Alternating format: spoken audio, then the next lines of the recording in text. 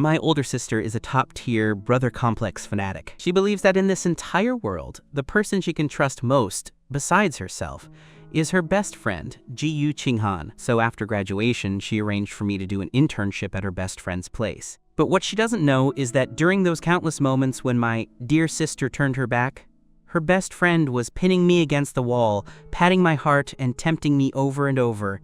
Be good. Say it. Call me wife, and my life is yours. When my sister dropped me off at the GU group, her expression was so solemn it looked like she was entrusting a dying wish. Ching-en, I'm leaving my brother in your hands. He's just graduated and has no experience. I wouldn't feel safe leaving him with anyone else. You're the only one I trust. Since you just took over the company, why not show him the ropes while you're at it? Ji-Yu Ching-han merely lifted her eyelids and glanced at me. I don't take in idle people here. My sister exploded on the spot. How can my brother be considered idle? Xiao Yi is a top student from a university. Besides, I'm not asking for special treatment. Just treat him like a regular employee. Let him learn a few things by your side so he can come back and manage our Lin family business later. As she spoke, she gave my arm a little nudge. Xiao Yi, hurry up and give your sister Ji-Yu your word. Tell her you're truly here to learn from her. I glared at Ji-Yu Ching-han's pretentious act. My heart was 100% unwilling, but my mouth could only manage an, Is that so? Ji-Yu Ching-han leaned back lazily against her chair, crossing her long, slender legs. Her posture was both noble and elegant. Then let's see this top student show off his skills. She casually tossed a stack of documents over. Redo this financial report for me. Let me see what a top student is actually capable of. I had no choice but to step forward and take the report. Fine, Sister Ji-Yu. Ji-Yu Ching-han raised an eyebrow, her deep, dark eyes staring straight into mine. My heart skipped a beat, and I quickly corrected myself. Fine, President Ji-Yu. My sister watched from the side, looking incredibly satisfied. Look at that. Now that's what you call being impartial. That's what you call deep sisterly bonds. I finally understood. If any other woman saw me, she'd be head over heels and wouldn't have the heart to make me do reports. But this Ji-Yu Ching-han was a stone-cold monk who cared only about work. No wonder my sister felt safe. Ching-han, you'd better take good care of my brother. I'm heading out now. I won't see you out. Ji-Yu Ching-en didn't even lift her head, continuing to process her documents. Seeing her focused career woman look, my sister turned and left with a satisfied smile. Click. The moment the door closed, I breathed a sigh of relief and prepared to slip away with the report. Suddenly, the sound of a chair sliding came from behind me. Then, my waist tightened, and the world spun as I was yanked backward. WH! I let out a short gasp before a hand covered my mouth. By the time I regained my senses, I was sitting firmly on Ji-Yu Ching-han's lap. The woman who was cold and unreachable just a moment ago was now resting her chin in the crook of my neck, taking a deep breath of my scent. Baby, did you wear this outfit today just to seduce your sister? I forcefully swatted her hand away. Let go. I'm here to work. Work, Ji-Yu Ching-han answered with her mouth, but her hands didn't stop unbuttoning my shirt for a second. Since you're here to work, I'm your superior from now on. Is this how you treat your boss? I bared my teeth at her and showed her my palm. This is my attitude. Got a problem? Ji-Yu Ching-han chuckled low and pinned my wrist against her own cheek. Go ahead, hit me. After you're done hitting me, give me a kiss. I gave her a sweet smile, then used my other hand to ruthlessly pinch the soft flesh at her waist. Hiss! I used all my strength, making Ji-Yu Ching-han gasp sharply. You've got quite the bite. I prefer sneak attacks anyway. Ji-Yu Ching-han smirked slightly. Is that so? She suddenly lowered her head and bit down right on my collarbone.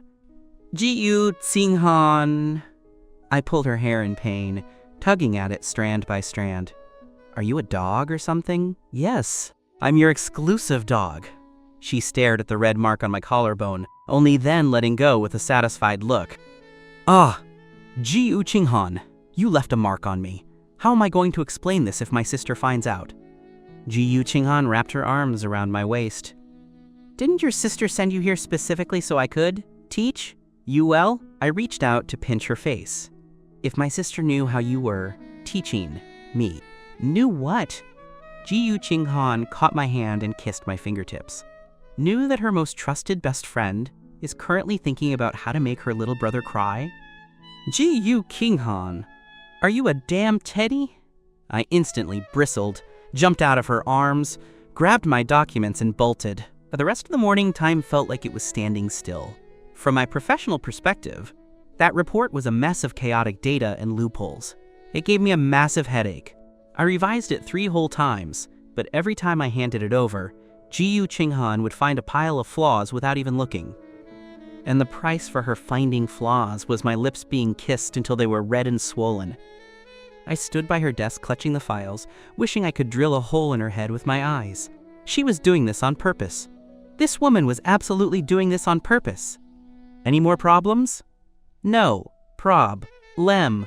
Boss GU. I'll go fix it right now. I forced out a professional fake smile. At exactly 12 o'clock, the office door was swung open. Xiaoyi! It's lunchtime. Sister is taking you to eat. My sister strode in, not even looking at Ji Qinghan. When she saw me, still buried in work, her brow furrowed, and she looked at Ji Qinghan with displeasure. Why is he still working? Look at the time! Are you a slave driver? Ji Qinghan spoke nonchalantly. His efficiency is too low. Hearing this made my sister even more upset. If my brother's efficiency is low, isn't that your fault? If you guided him properly, would he be slow? Ji Qinghan, that's your problem, but it's no reason to keep my brother from eating. Xiaoyi, let's ignore her. My sister lifted me out of my chair. People aren't made of iron. You have to eat on time. I specifically came over to take you to lunch. Go back to work after you're full. As my sister pulled me to the door, Ji Qinghan stood up too. Let's go together then. She put on her suit jacket as she walked. As she passed me, her elbow seemingly accidentally brushed against me while she was fastening her buttons. I looked up in surprise, only to see Ji Qinghan's gaze sweep over my tightly buttoned collar. Her eyes were as deep as the ocean. Lunch was set at a Chinese restaurant called Yushan Pavilion near the company. My sister took the head of the table, while Ji Qinghan and I sat on either side. The atmosphere looked harmonious, but the seating was subtle. Every time I looked up, I saw Ji Qinghan's devastatingly beautiful face. Xiaoyi, order whatever you like. My sister handed me the menu.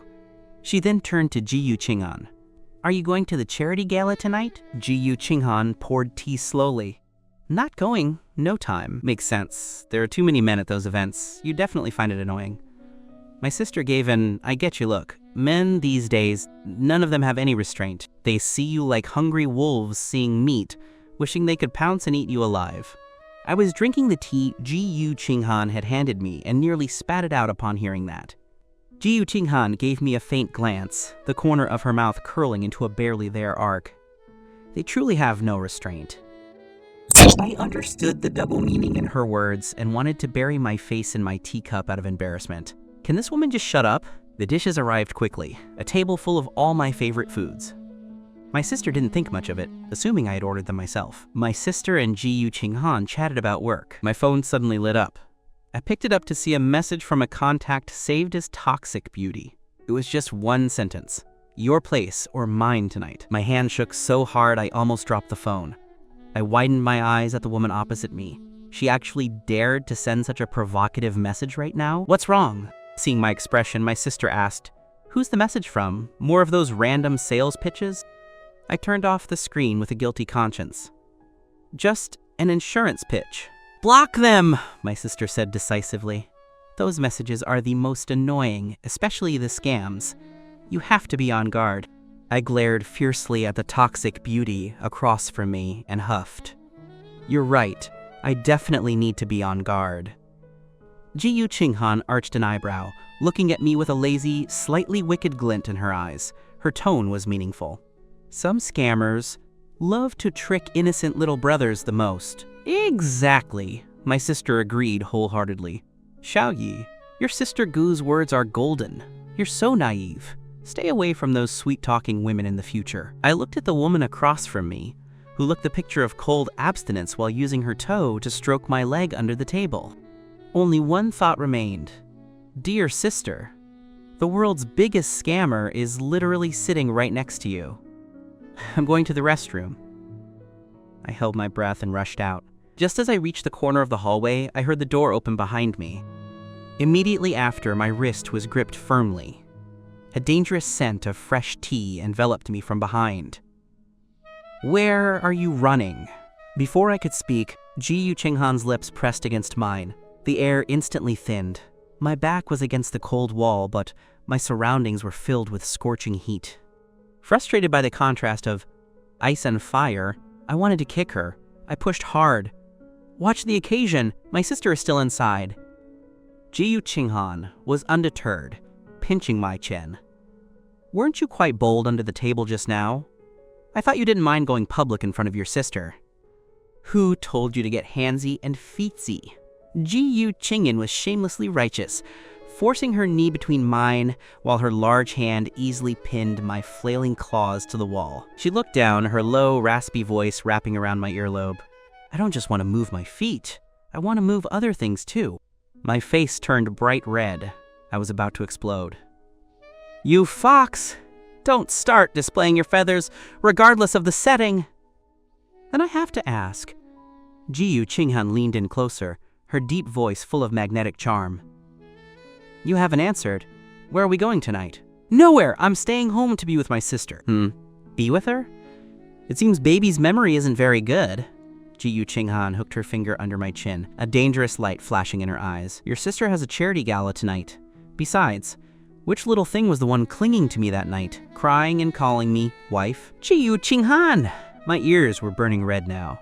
"How can this person be in heat anytime, anywhere? If you don't choose, then we'll do it right here." Ji-Yu Ching-han's movements shifted lower. "I don't mind letting your sister come out to enjoy the show. I want a formal status after all." "Ji-Yu Ching-han!" I wanted to curse, but I was afraid of making too much noise and drawing my sister out. I could only grab her hand forcefully. Your place, okay?" Ji-Yu Ching-han paused, the smile on her lips full of triumphant pleasure. "Good boy." She gave me a light peck on the corner of my mouth as a reward. I turned my head away and pushed her off grumpily. "Ching-han? Xiaoyi?" The box door suddenly opened, and my sister's voice accompanied the sound of footsteps. "Where is everyone? Why take so long just to use the restroom one after the other? It's over. If my sister finds out, she'll go crazy." I widened my eyes in shock and struggled slightly. Ji-Yu Ching-han licked the corner of her lips, her breath hot against my ear, her tone lazy and rambling. "Baby." Just as my sister was about to turn the corner, Ji-Yu Ching-han let go and took a quick step back. However, her tall figure still shielded me completely. I quickly took the chance to straighten my clothes and hair. My sister's gaze swept over just then, seeing us standing in the corner. She walked over and asked, "What are you two doing?" I shot a quick glance at Ji-Yu Ching-han and lied through my teeth. I couldn't find the restroom just now. Sister Ji-Yu was showing me the way." "Ah, so that's it." "Sister, I'm full. I'm going back to the office first." I felt like I couldn't stay with my sister any longer, or this dog of a woman would only get more audacious. Good, get back to the office." My sister patted my shoulder with a look of pride. "I'm so relieved to see my brother being so hardworking now." She pretended to wipe away a non-existent tear and turned to flatter Ji-Yu Ching-han. "Good friend, it's all thanks to your teaching. I'm so at ease leaving my brother with you." Ji-Yu Ching-han curled her lips. "We're sisters, it's only right. Since Xiaoyi is full, let's head back to the office together." "Right, you guys head back. Xiaoyi still has unfinished work. But Ching-han, even though you're teaching him, he is a boy after all. You should still be a bit gentle." Ji-Yu Ching-han replied plainly and caught up to walk side by side with me. My sister watched our departing backs, thinking the scene was deadly beautiful. 2 p.m. The Ji-Yu Group meeting room. The atmosphere was freezing. Several department managers sat upright, not daring to even breathe loudly. Manager Liu from the project department was dripping with cold sweat. A fatal, low-level error had appeared in the PPT data on the screen. Ji-Yu Ching-han sat at the head of the table, brow furrowed. "This is the result you spent a week on?" "Slap!" She slammed the folder onto the table. "Explain!" President Ji-Yu. Manager Liu shuddered, her gaze suddenly falling on me. She knew I was a connected hire who arrived today, and she knew Ji-Yu Ching-han hated people who used the back door. Hearing from the assistant that the president didn't seem to like me, she steeled her heart. President Ji-Yu, this part of the data was checked by the intern, Lin Yi. Since he's new and unfamiliar with the business, he might have been negligent. Before Manager Liu could finish, the tapping of Ji-Yu Qinghan's finger on the table suddenly stopped. Manager Liu was terrified into silence, her whole body shaking. Everyone's eyes instantly focused on me, some with sympathy, others with schadenfreude. I snapped my head up the moment I heard my name, looking at Manager Liu in total shock. I'm an intern on my first day. How could project data of this level be given to me to verify? This was a blatant attempt to make me the scapegoat. A company as big as the GU Group actually using an intern as a fall guy? Have they no shame? My eyes went wide with anger, and I was about to explode. Manager Liu. Ji-Yu Qinghan's icy voice rang out in the silence. Does the GU Group pay you $1 million salary just so you can push your responsibilities onto an intern making $3,000 a month? Manager Liu's face turned deathly pale. No, it wasn't me. Since the verification was done by the intern and the decision-making was done by the intern, why don't we let him have your position as manager too? The meeting room was pin-drop silent. The next second, Ji-Yu Qinghan's cold gaze fell on me. And you? Her voice was sharp. When someone throws a black pot, blame, on your head, you just take it? Is this how your sister usually teaches you? I almost jumped up. I hadn't even had a chance to fight back before you spoke up. Is this my fault too? Since Manager Liu says you verified the data, Ji-Yu Qinghan stood up, one hand in her pocket. Bring the proposal to my office. She dropped a cold command. We'll verify it face to face. I grabbed the proposal and gave a thin, fake smile. Of course, President Ji-Yu. I'll verify it with you, very slowly. I then marched out with my leather shoes clicking loudly. 5 minutes later, Ji-Yu Qinghan pushed open the office door and walked in, the chill still lingering on her body. She looked up and saw me, the one who looked like a pathetic victim in the meeting room, now spinning comfortably in her executive chair like a lazy cat. I was playing with her favorite fountain pen, clicking the cap occasionally. The black barrel made my fingertips look even more pearly white. Hearing the noise, I stopped spinning and looked over lazily, like a cat king who had claimed its territory. President Ji-Yu, cooled off yet? Ji-Yu Qinghan didn't speak. She leaned both hands on the armrests, trapping me between the chair and her chest, her deep eyes locking onto mine. I reached out and toyed with her skirt belt, pulling it down slightly. What? Does President Ji-Yu want to lecture me more? The woman chuckled low, pinching my cheek. In the meeting room just now, were you cursing me in your head? How would I dare? I blinked. How could I, an intern making $3,000 a month, dare to curse the high and mighty President Ji-Yu? She followed the pull on her tie and lowered her body until our noses touched. Not only do you dare to curse me, you even dare to seduce your superior. That's because President Ji-Yu couldn't bear to let me take the blame and spoke up to protect me. I tilted my head slightly and kissed her chin. As an intern, of course, I have to reward my boss. Ji-Yu Qinghan's eyes darkened. That's it? Her large hand cupped the back of my head, her voice husky and deep. In the meeting room, when I saw that Liu woman shouting in your face, do you know what I was thinking? Repeated line and source. She was so close, my breath was filled with her scent. My heart raced. Thinking what? Thinking about chopping her hand off. She lifted my chin, a dark fire swirling in her eyes. You are mine. Who gave them the guts to bully you? The moment the words left her mouth, her lips crashed down ruthlessly. The kiss was so urgent and fierce it left me breathless, but I wouldn't be outdone. I reached out and gave her a hard swat right on the chest. You! She paused, mid-kiss. I took the chance to catch my breath and pushed her away. The only one bullying me is you. Yes. Desire swirled in her eyes as she moved to kiss me again. I just want to bully you until you cry. I raised my hand to block her lips. Her hot kiss pressed against my palm, making my heart tremble. A second later, I pushed her off completely and bounced out of the chair. President Ji-Yu, it's working hours. Please behave yourself. With that, I grabbed the proposal and tried to run. Unexpectedly, her laughing voice came from behind. Aren't we verifying the data? I froze, hugged the proposal tightly, and turned back with puffed out cheeks. I'm just an intern earning $3,000. This isn't my job. However, Ji-Yu Qinghan laughed lazily. You might earn 3,000, but isn't the salary of the GU Group's ruler already in your hands? Baby, if you're not satisfied, we can go register our marriage right now. I was instantly petrified. How did the conversation jump to marriage? Dating her behind my sister's back was thrilling enough, but she actually wanted to get married behind her best friend's back? Is this woman tired of living? As if reading my thoughts, GU Qinghan chuckled and steered the topic back to work. Since Manager Liu threw the blame on you, this project naturally belongs to you. She tapped the desk. Come here. I immediately hugged the files tighter, looking wary. I won't bully you now. GU Qinghan saw my defending against a wolf look and laughed again. We still have the whole night ahead of us, don't we? I felt like my scalp was going to explode. What else is in this woman's head besides R-rated thoughts? So the moment 6 p.m. hit, I packed my things and prepared to flee.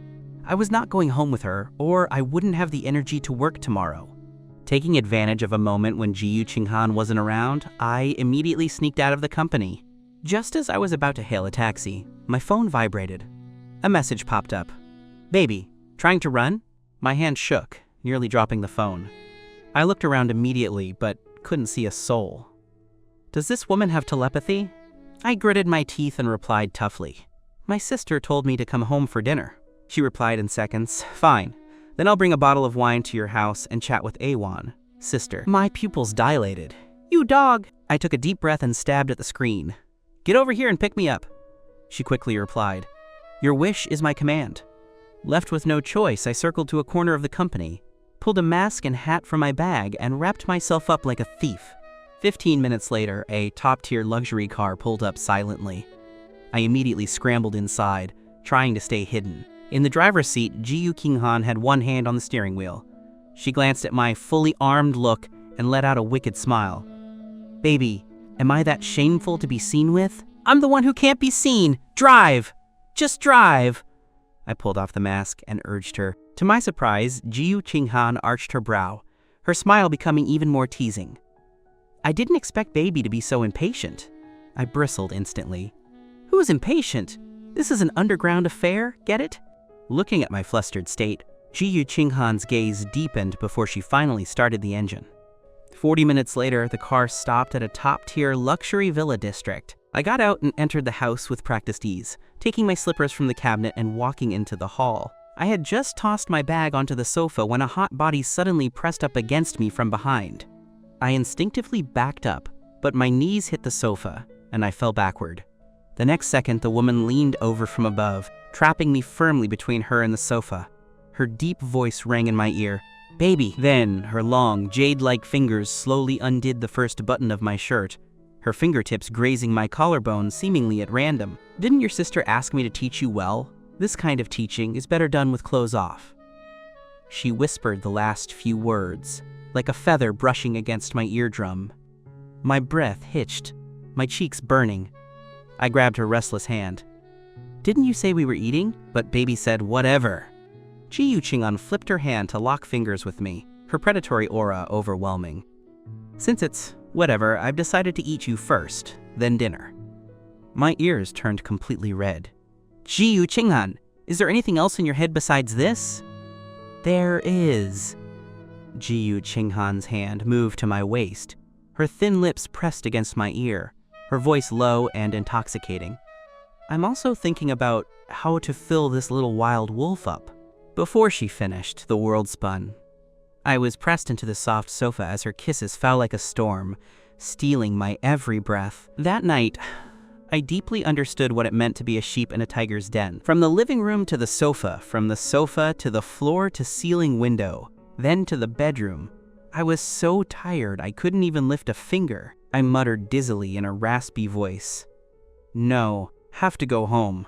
Sister, if she finds out I didn't come home, we're both dead. However, GU Qinghan caught my hand and kissed it. It's fine, your sister isn't going home tonight. I went limp, that trick again. She always found ways to make sure my sister couldn't go home. This woman has too many schemes, but I was truly too exhausted. I drifted into a daze and fell asleep in her arms. Just then, my phone on the nightstand lit up. GU Qinghan glanced at it, but her gaze suddenly froze. On the screen was an unread message from Dad. Xiao Yi, don't forget the blind date tomorrow night. The kid from the Shen family just returned from abroad. The conditions are good. Don't just listen to your sister. Go meet them out of politeness." "A blind date?" Jiyu Qinghan's eyes went cold instantly. She stared at the slowly darkening screen, then looked down at the defenseless little wolf in her arms. Her fingers lightly stroked the tender skin on the back of his neck. "A blind date." The woman's low voice sounded exceptionally eerie in the dark. "Lin Yi. It seems I wasn't hardworking enough tonight." The next morning, I woke up with my whole body aching. It took a moment of staring at the ceiling to realize I was at Jiyu Qinghan's house. Although it was satisfying, it was also truly exhausting. "You're awake?" Jiyu Qinghan walked in carrying a breakfast tray. She lacked her usual sharpness, replaced by a bit of domestic laziness and warmth. A thought even flashed through my head. What if she wore an apron with nothing underneath? "What? Didn't I feed you enough last night?" Seeing my dazed look, Jiyu Qinghan sat by my side, her eyes deep. I jumped and hugged myself, staring at her warily. "Stop! If we do it again, I'll literally break!" "Baby, I'm not that greedy," Jiyu Qinghan chuckled, stroking my hair. "I wouldn't want to lose my future happiness." My face flushed. "Get out! Go wash up and eat breakfast." Jiyu Qinghan ruffled my hair. "Do you want to take the day off today?" "No way. It's only my first day. If I take the second day off, won't I really look like some spoiled young master who got in through the back door?" The woman let out a low chuckle, her finger lightly grazing the tip of my nose. "It seems you still have some energy left." There was a heavy sense of danger in those words. I was instantly on high alert. Jiyu Qinghan raised both hands and backed away. "Really, I won't touch you today." I blinked suspiciously, feeling like there was an indecipherable danger hidden in her eyes. I quickly scrambled out of bed, supporting my aching body as I went to wash up. After breakfast, I looked at the shredded clothes scattered all over the floor and my face instantly went dark. "Jiyu Qinghan!" I pointed at the wreckage. "I told you not to tear them. What am I supposed to wear today? This dog of a woman." I really don't know where she got this fetish. I thought she was just teasing me during the day, but I didn't expect her to actually start ripping them up at night. Now, my clothes were completely ruined and unwearable. That suit was one my sister had specifically picked out for me. But Jiyu Qinghan had already changed into a black dress. Noble, elegant, and looking every bit like a living beast in a suit. Hearing my accusation, she merely lifted her eyelids, her red lips curling slightly. Then, she tilted her chin toward the sofa. On the sofa was a pile of high-end luxury shopping bags. My eyes lit up.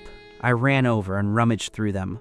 It was a full set of clothes from the inside out, all personally coordinated by Jiyu Qinghan. Jiyu Qinghan smiled playfully.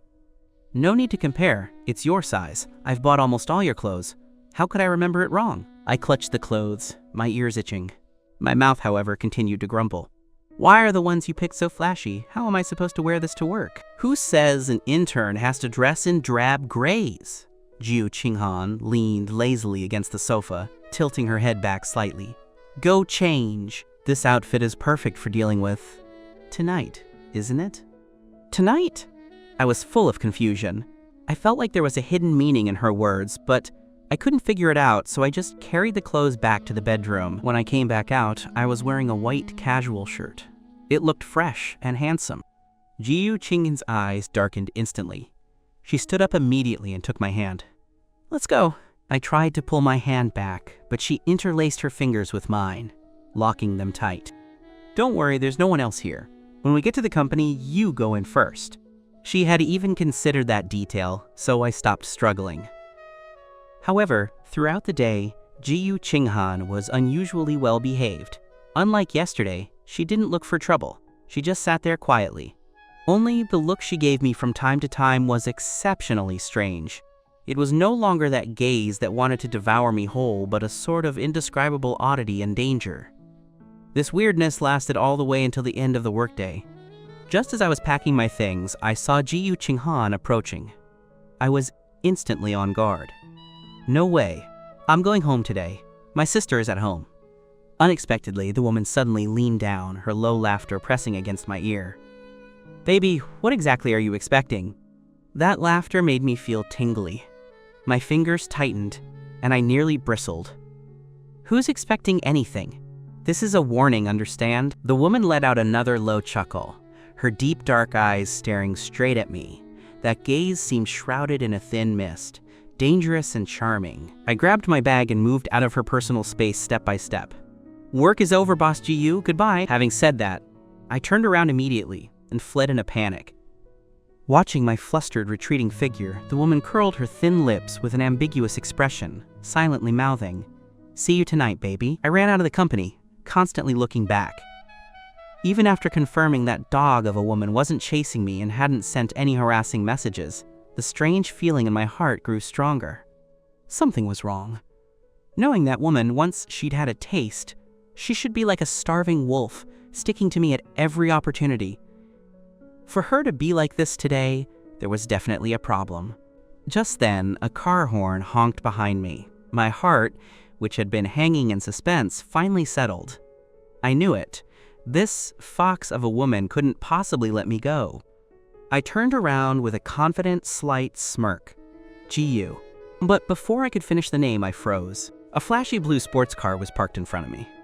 The head poking out of the car was actually my own sister. Xiao Yi! There was a crowd of people around, and I didn't want to become the center of attention, so I hurried into the car. Sis, why are you here? Lin Wenqi widened her eyes. Xiao Yi, didn't you see the message I sent you? I took out my phone and saw a message from an hour ago saying she was coming to pick me up.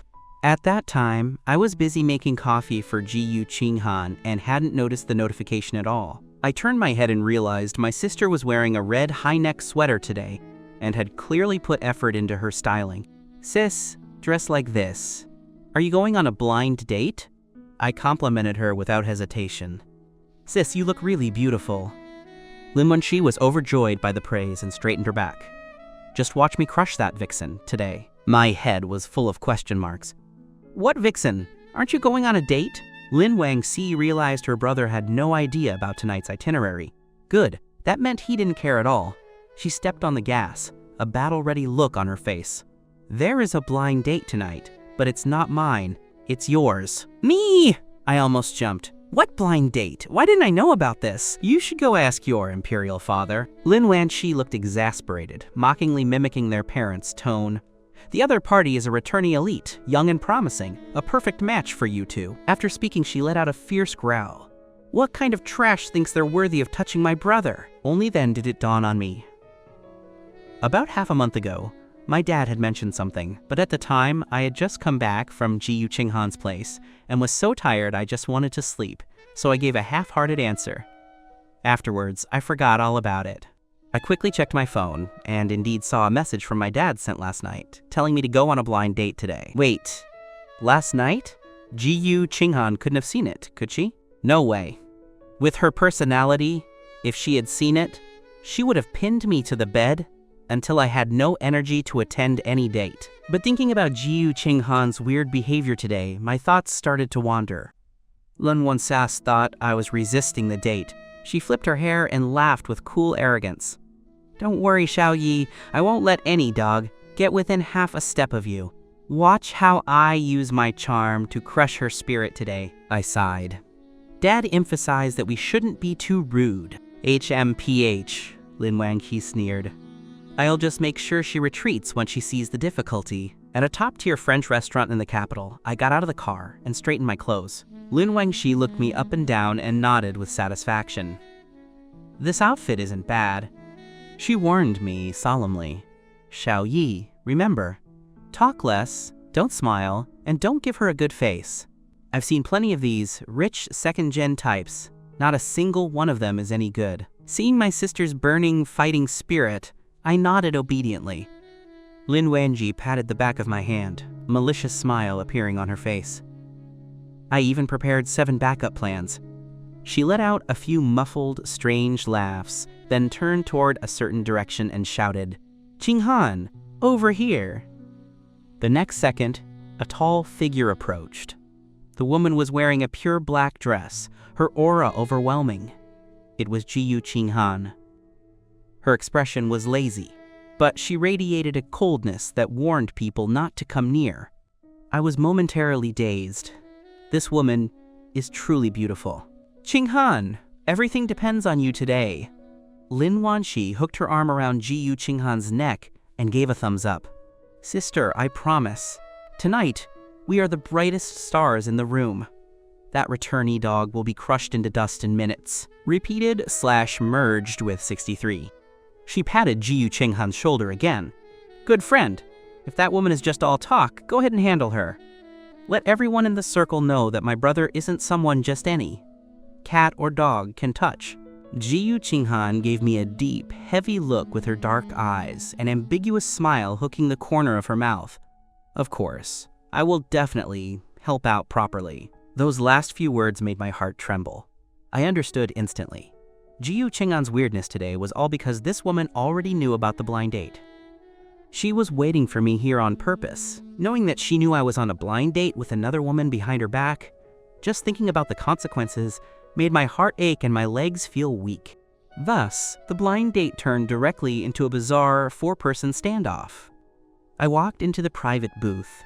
The date, Shen Yu, saw the two guardian deities flanking me, and her smile froze instantly. But when her gaze landed on my face, she suppressed her displeasure. Mr. Lin, please sit. She stood up elegantly, intending to pull out a chair for me. Unexpectedly, a hand was faster than hers. The tall Ji Qinghan directly pulled out the chair for me. I sat down naturally. Immediately after, Ji Qinghan sat down right next to me. Her cold, noble aura was like a predator declaring its territory. Shen Yue was stunned and awkwardly withdrew her hand. She looked at me and smiled gently, her gaze lingering shamelessly. Mr. Lin, you're even more handsome in person than in your photos. That stare made me extremely uncomfortable, but I still politely curled my lips. Miss Shen, you flatter me. This Shen Yu was covered in luxury brands, her makeup was too heavy, and her smile was greasy. Don't be so formal, just call me Shen Yu. We're not that close yet, Lin Wanxi interjected with a fake smile. Miss Shen, it's better to be polite during a first meeting. Shen Yu's smile froze again. Immediately after, Lin Wanxi started the interrogation mode. Question after question made Shen Yue's face look worse and worse. What was more fatal was that every time she finished an answer, Ji Qinghan would cast a mocking glance, as if everything Shen Yu was proud of was just trash in her eyes. Shen Yu finally couldn't take it and asked with a forced smile. Sister Lin, this lady is... Oh, this is my best friend, Ji Qinghan, Lin Wanxi said righteously. She has a unique eye for people. No, monsters or demons can escape her. I specifically brought her to vet the situation for my brother. Is there a problem? Shen Yu's mouth twitched as she let out a dry laugh. No problem. This isn't a vetting. It's an interrogation. Yet Lin Wanxi turned to Ji Qinghan in front of her. Qinghan, what do you think of this Ms. Shen? Ji Qinghan lifted her eyelids and gave a faint, sweeping glance. The scarf is too gaudy. It looks frivolous. Her posture is off. Her eyes are wandering. Likely her character isn't great. Shen Yu's face stiffened, and she instinctively straightened up. Ms. Ji Yu, you're quite a joker. This scarf is this year's newest model. New doesn't mean suitable. Ji Qinghan's slender fingers tapped the table, her aura growing even more powerful. As a manager, aesthetic taste affects decision-making ability. It seems President Shen still needs more training. In one sentence, she had devalued the woman completely. Lin Wanxi was even pulling out a small notebook on the side, nodding repeatedly. Makes sense. Qinghan is right. Miss Shen, you really should pay attention to that. Shen Yu's face was green. She was here for a date, not a job interview. If I weren't so incredibly handsome and clean-looking, she would have flipped the table and left long ago. A boy like this was just too perfect to marry into her family. Just then, the food arrived.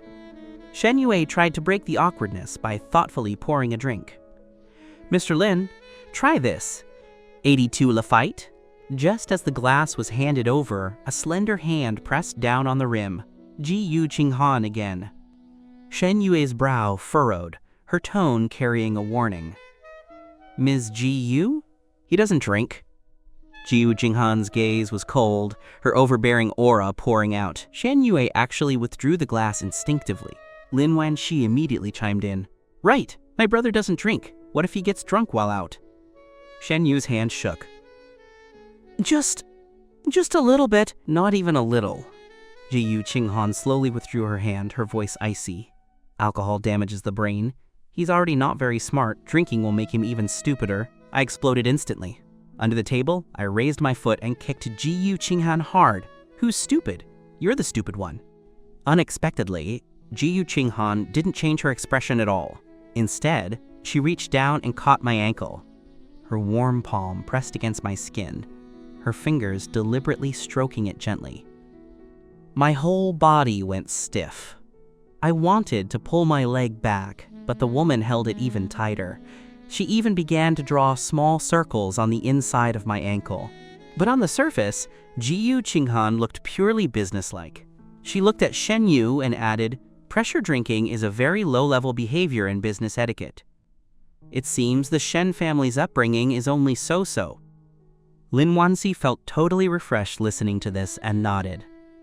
Yes, Qinghan is right. Ms. Shen, you can't be like this. Shen Yu's face was now completely green. She turned to me, hoping I would smooth things over. Consequently, she discovered that my face was flushed red, and my body seemed to be trembling. My red-faced, breathless appearance made a spark fly through Shen Yu's eyes. Her anger vanished instantly, and she gave a gentle smile. Mr. Lin, are you feeling unwell? I was about to give a dismissive answer when my cheeks turned even redder. My mouth snapped shut, and a tiny moan escaped my lips. It likely only reached Ji-Yu Qinghan's ears, because just then her hand had traveled from my ankle up to gently squeeze my calf. This beast of a woman had absolutely no regard for the setting. My whole body was tense, my teeth gritted. I didn't dare make any big movements, and my face was flushed with anger. A second later, my eyes darted around, and I suddenly gave Shen Yu a sweet smile. I think Miss Shen is quite nice. Sis, why are you asking Miss Shen to learn from Sister Ji-Yu? After all, Sister Ji-Yu is just a single dog herself. The water in Lin Wanxi's mouth almost sprayed out. Friendly fire? Why is my brother suddenly attacking our ally? Does he actually like Shen Yu? Impossible. My brother's taste couldn't be that bad. She immediately explained for her best friend. Xiao Yi, if your sister Ji-Yu wanted to stop being single, it would take her seconds. However, I felt the hand on my calf becoming more and more audacious. Gritting my teeth, I continued my attack with a fake smile. Is that so? I personally think that at Sister Gu's age, being single until now means either there's a problem with her orientation, or a problem with certain aspects of her. I tilted my chin, openly provoking Ji-Yu Qinghan. I wonder which problem it is. Lin Wanxi actually sprayed her drink this time. Her eyes were full of horror. My brother is crazy. He dared to publicly question Ji-Yu Qinghan's aspects? But I remained fearless, craning my neck to stare Ji-Yu Qinghan down. Ji-Yu Qinghan's expression didn't change, but a dangerous fire flickered in her deep eyes. Certain aspects? Her lips moved slightly, her voice low, dangerous and raspy. Which aspects is Xiao Yi referring to? That Xiao Yi made even Lin Wanxi shiver. But I didn't care. A certain someone knows it in her own heart. Ji-Yu Qinghan let out a cold laugh. The next second, under the table, her hand suddenly reached up and grabbed my thigh. Her long fingers even gave a wicked hook at my inner thigh. I nearly jumped out of my skin. My legs went weak, and a suppressed sound escaped my mouth. But Ji-Yu Qinghan calmly picked up her glass, her eyes like hooks fastened onto me. That look clearly said, "Whether I have a problem or not, I'll make sure you feel it thoroughly later." That dangerous gaze made my heart go even softer. Get back, woman! I gritted my teeth and turned my head away, not wanting to say another word to her. Just then, the food was served. Shen Yu mistakenly thought I was helping her, and felt her chance had come. She elegantly picked up a piece of foie gras. Mr. Lin, try this. It melts in your mouth. Unexpectedly, just as her hand reached out, clack! Ji-Yu Qinghan's fork seemingly randomly blocked her. Her expression was indifferent. He doesn't eat foie gras. Thank you. Lin Wanxi instinctively argued, doesn't Xiao Yi love this the most? Ji-Yu Qinghan looked at me slowly, her dark eyes swirling. He's had a flare-up of hemorrhoids recently. He can't eat organ meats. She paused and glanced sideways at Lin Wanxi. Wanxi is his sister. You don't even care about his health? After being accused like that, Lin Wanxi panicked. What? Xiao Yi, what's wrong with you? She immediately pushed the foie gras away and glared at Shen Yue. Miss Shen, you didn't do your homework. How can you take care of my brother like this? Shen Yu wouldn't give up. She gripped her fork and launched another attack.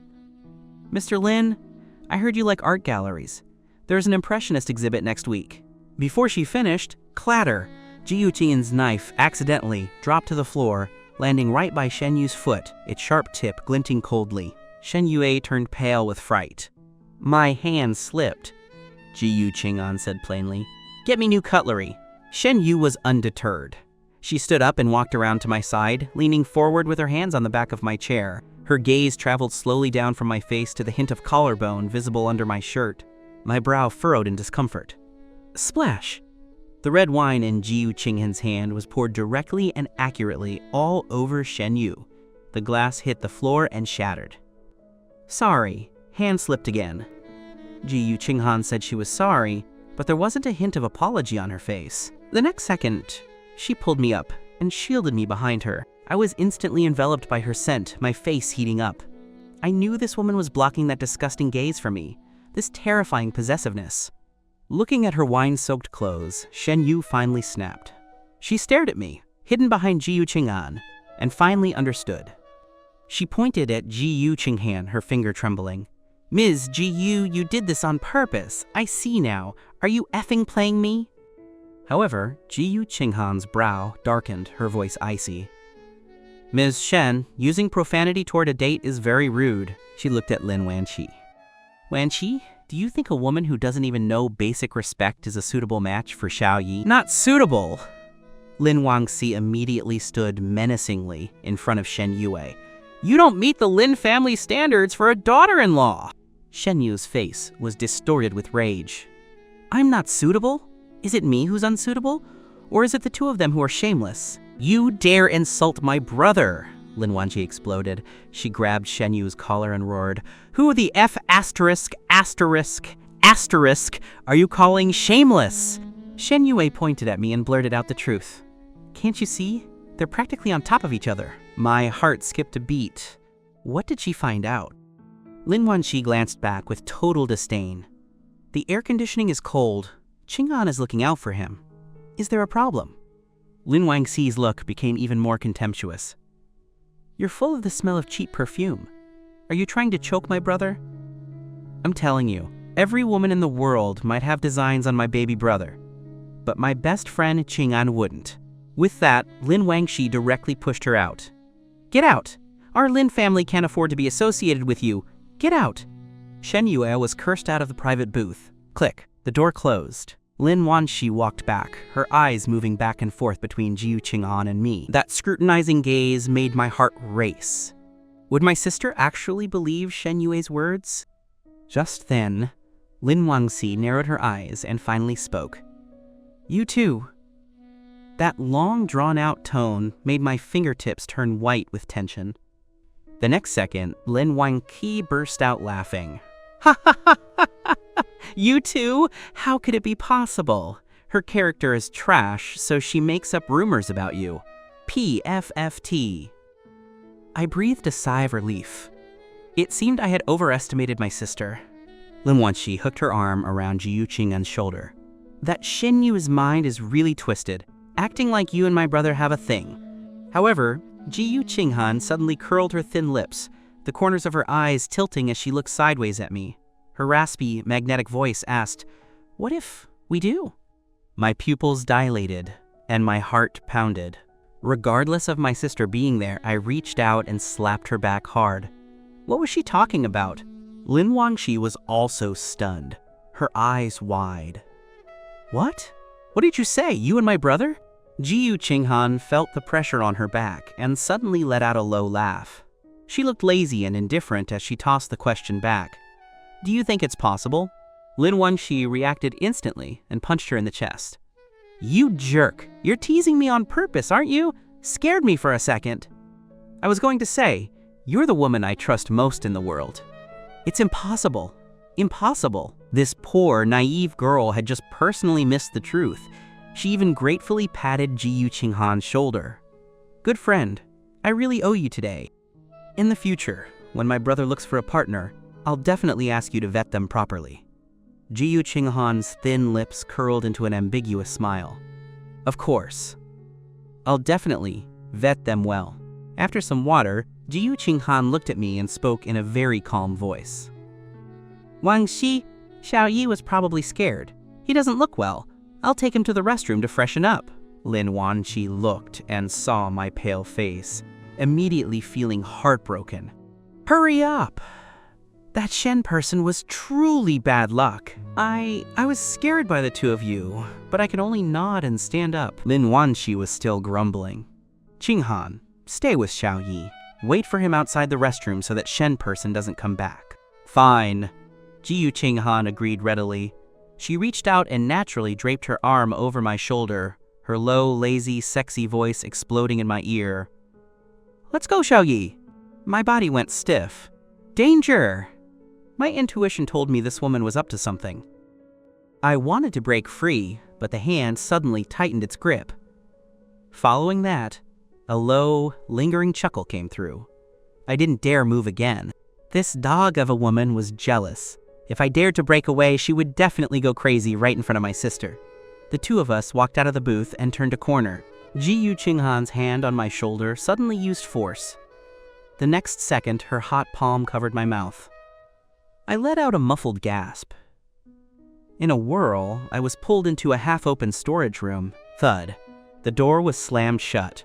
Darkness instantly descended. In the narrow space, the aggressive cold fragrance of the woman enveloped me airtight. I was about to speak when my fingertips brushed her open collar, touching a patch of burning skin. The moment my fingertips trembled, my chin was caught in her large palm. A kiss carrying the scent of wine fell down fiercely and urgently. Ji Yuqinghan! I pushed her hard. Her lips finally moved away slightly. I breathed heavily, my eyes reddening. This is the hallway, if someone hears. Hears what? Ji Yuqinghan's voice carried a laugh, but it had no warmth. Instead, it was tinged with gloom. She grabbed my hands and pinned them to the door with one hand. Her hot kiss pressed against my ear. Here's that we are, stealing hearts, having an affair here. Direct translation of the pun, stealing hearts/affair. She slowed down those words deliberately, imbuing them with deep emotion. Every time she got jealous, she loved to use those words to sting me. You're talking nonsense. Who's having an affair with you?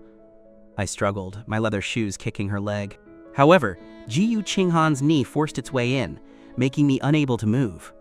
She leaned down again, her nose almost touching mine. I'm with you without any formal status, and I still have to watch you go on a blind date. Her dangerous voice was wrapped in a chill. What is this if not an affair? Tell me. Or do you just like the thrill of an affair? My breathing quickened. I softened my voice out of a guilty conscience. I didn't know it was a blind date. My dad arranged it last minute. Heh. Ji Yuqinghan gave a cold snort. If you openly declared our relationship, would he let you go on blind dates? She could see I was hesitating. After all, once it was public, marriage was the only inevitable outcome. But I hadn't decided if I wanted to marry her yet. Ji Yuqinghan closed her eyes, and her aura suddenly changed. It was no longer gloomy, but became lingering and tender. Her nose rubbed against mine, her voice thick with emotion. Baby, you were smiling so happily at that Shen woman in the booth. Going on a date behind my back is one thing, but you dared to smile at her? My voice went soft. Who told you to do that to me under the table? The next second, her pupils contracted. That Shen person. Her eyes were practically glued to you. She suddenly bit my lip. Not too hard, but with a clear sense of punishment. My face was instantly burning. This wasn't some cold, abstinent president. This was a crazy woman who had flipped over a jar of jealousy. Baby! Her fingers stroked upward over my face. Her hot kiss slowly approached. Since you like to smile so much. Right here. Smile for me. Before she finished, an extremely fierce kiss fell down once again. This kiss carried a fierce, scorching emotion that felt like it would swallow me whole. My head spun, and although my hands were released, I couldn't find an ounce of strength to lift them. That deep, lingering gaze felt like it would drown me in her pitch-black eyes. A wave of tingling numbness spread through my heart. Our breaths intertwined, and the sound of our clothes rubbing together was enough to make anyone blush and their heart race. My whole body was burning, feeling as though I was about to melt. Ji Yu-Ching-han's kisses didn't stop, moving all the way down to bury themselves in the crook of my neck. I used all my strength to push her. "Don't, my sister is still waiting for us." To my surprise, she bit my earlobe, her voice raspy and fierce. "If she finds us, wouldn't it be perfect for her to see exactly how her best friend, the one she trusts so much, is bullying her little brother?" I was instantly undone. I pinched her collarbone hard. "You bastard!" Yet the woman only let out a low chuckle, and her hand actually reached inside my shirt. My breath hitched. I gripped her neck tightly. "If you move again, I'll tell my sister you forced me." She actually laughed, her voice dangerously seductive. "Baby, when you were calling me wife, over and over last night, you didn't say anything about being forced." I bristled instantly and snapped back, biting her collarbone. "That's because you made me." The woman's body stiffened, and her eyes darkened instantly. Her palm pressed against my chest, her voice dangerous and hoarse. "Baby, are you seducing me?" I quickly let go and glared at her. "You're a vixen who goes into heat anywhere and everywhere. Who's seducing you?" But as I tilted my head back, she leaned down again to capture my lips. This time, the kiss was lingering and tender. "Remember this. If you ever dare go on a blind date behind my back again, crying for mercy won't help you." 10 minutes later, the door to the storage room finally opened. Ji Yu-Ching-han walked out, her clothes neat, looking elegant and charming. I followed behind, my cheeks burning and my lips heavily swollen. I clutched my shirt tight and turned, wanting to head straight for the restroom, but she stepped in front of me with her long legs. "Where are you going?" "To fix my appearance!" I glared at her, fuming. It was all her fault that my face was covered in lipstick marks. To my surprise, she smirked, her voice full of wicked amusement. "True, go tidy up. Don't let your sister realize we were just fighting in there." "Fighting? My foot!" I gnashed my teeth, raised my shoe, and stomped hard on her foot before walking into the restroom without looking back. Shortly after, we returned to the private booth together. The moment my sister saw us, she asked, "What took you two so long?" I panicked instantly, my cheeks flushing deeper. The next second, my sister frowned. "Xiaoyi, what's wrong with your face?" My mind raced as I struggled to come up with an explanation. Ji Yu-Ching-han, however, spoke up with total composure. "It's probably the juice from earlier. Miss Shen must have spiked it with alcohol." Hearing this, my sister exploded on the spot.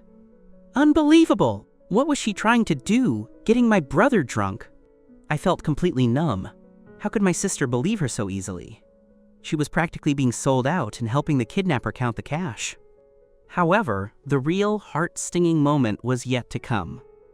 On the car ride back, my sister suddenly leaned in, close to Ji Yu-Ching-han, staring intently at her open collar.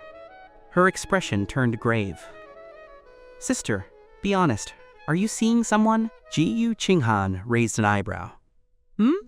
My sister pointed directly at her collarbone. "You've got a hickey, right there, and you're just giving me an Boom! Every pore on my body felt like it exploded. I was dead. I remembered not to let her leave marks on me, but I forgot that I couldn't leave marks on her either. My cursed hands, my cursed mouth. Just then, Ji Yu-Ching-han raised a hand and touched her collarbone.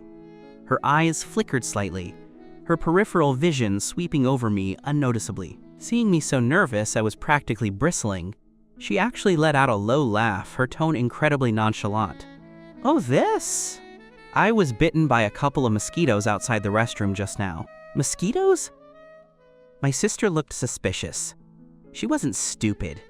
How could she not tell the difference between a hickey and a mosquito bite? But Ji Yu-Ching-han was perfectly candid, even curling her lips to ask back, "What else could it be?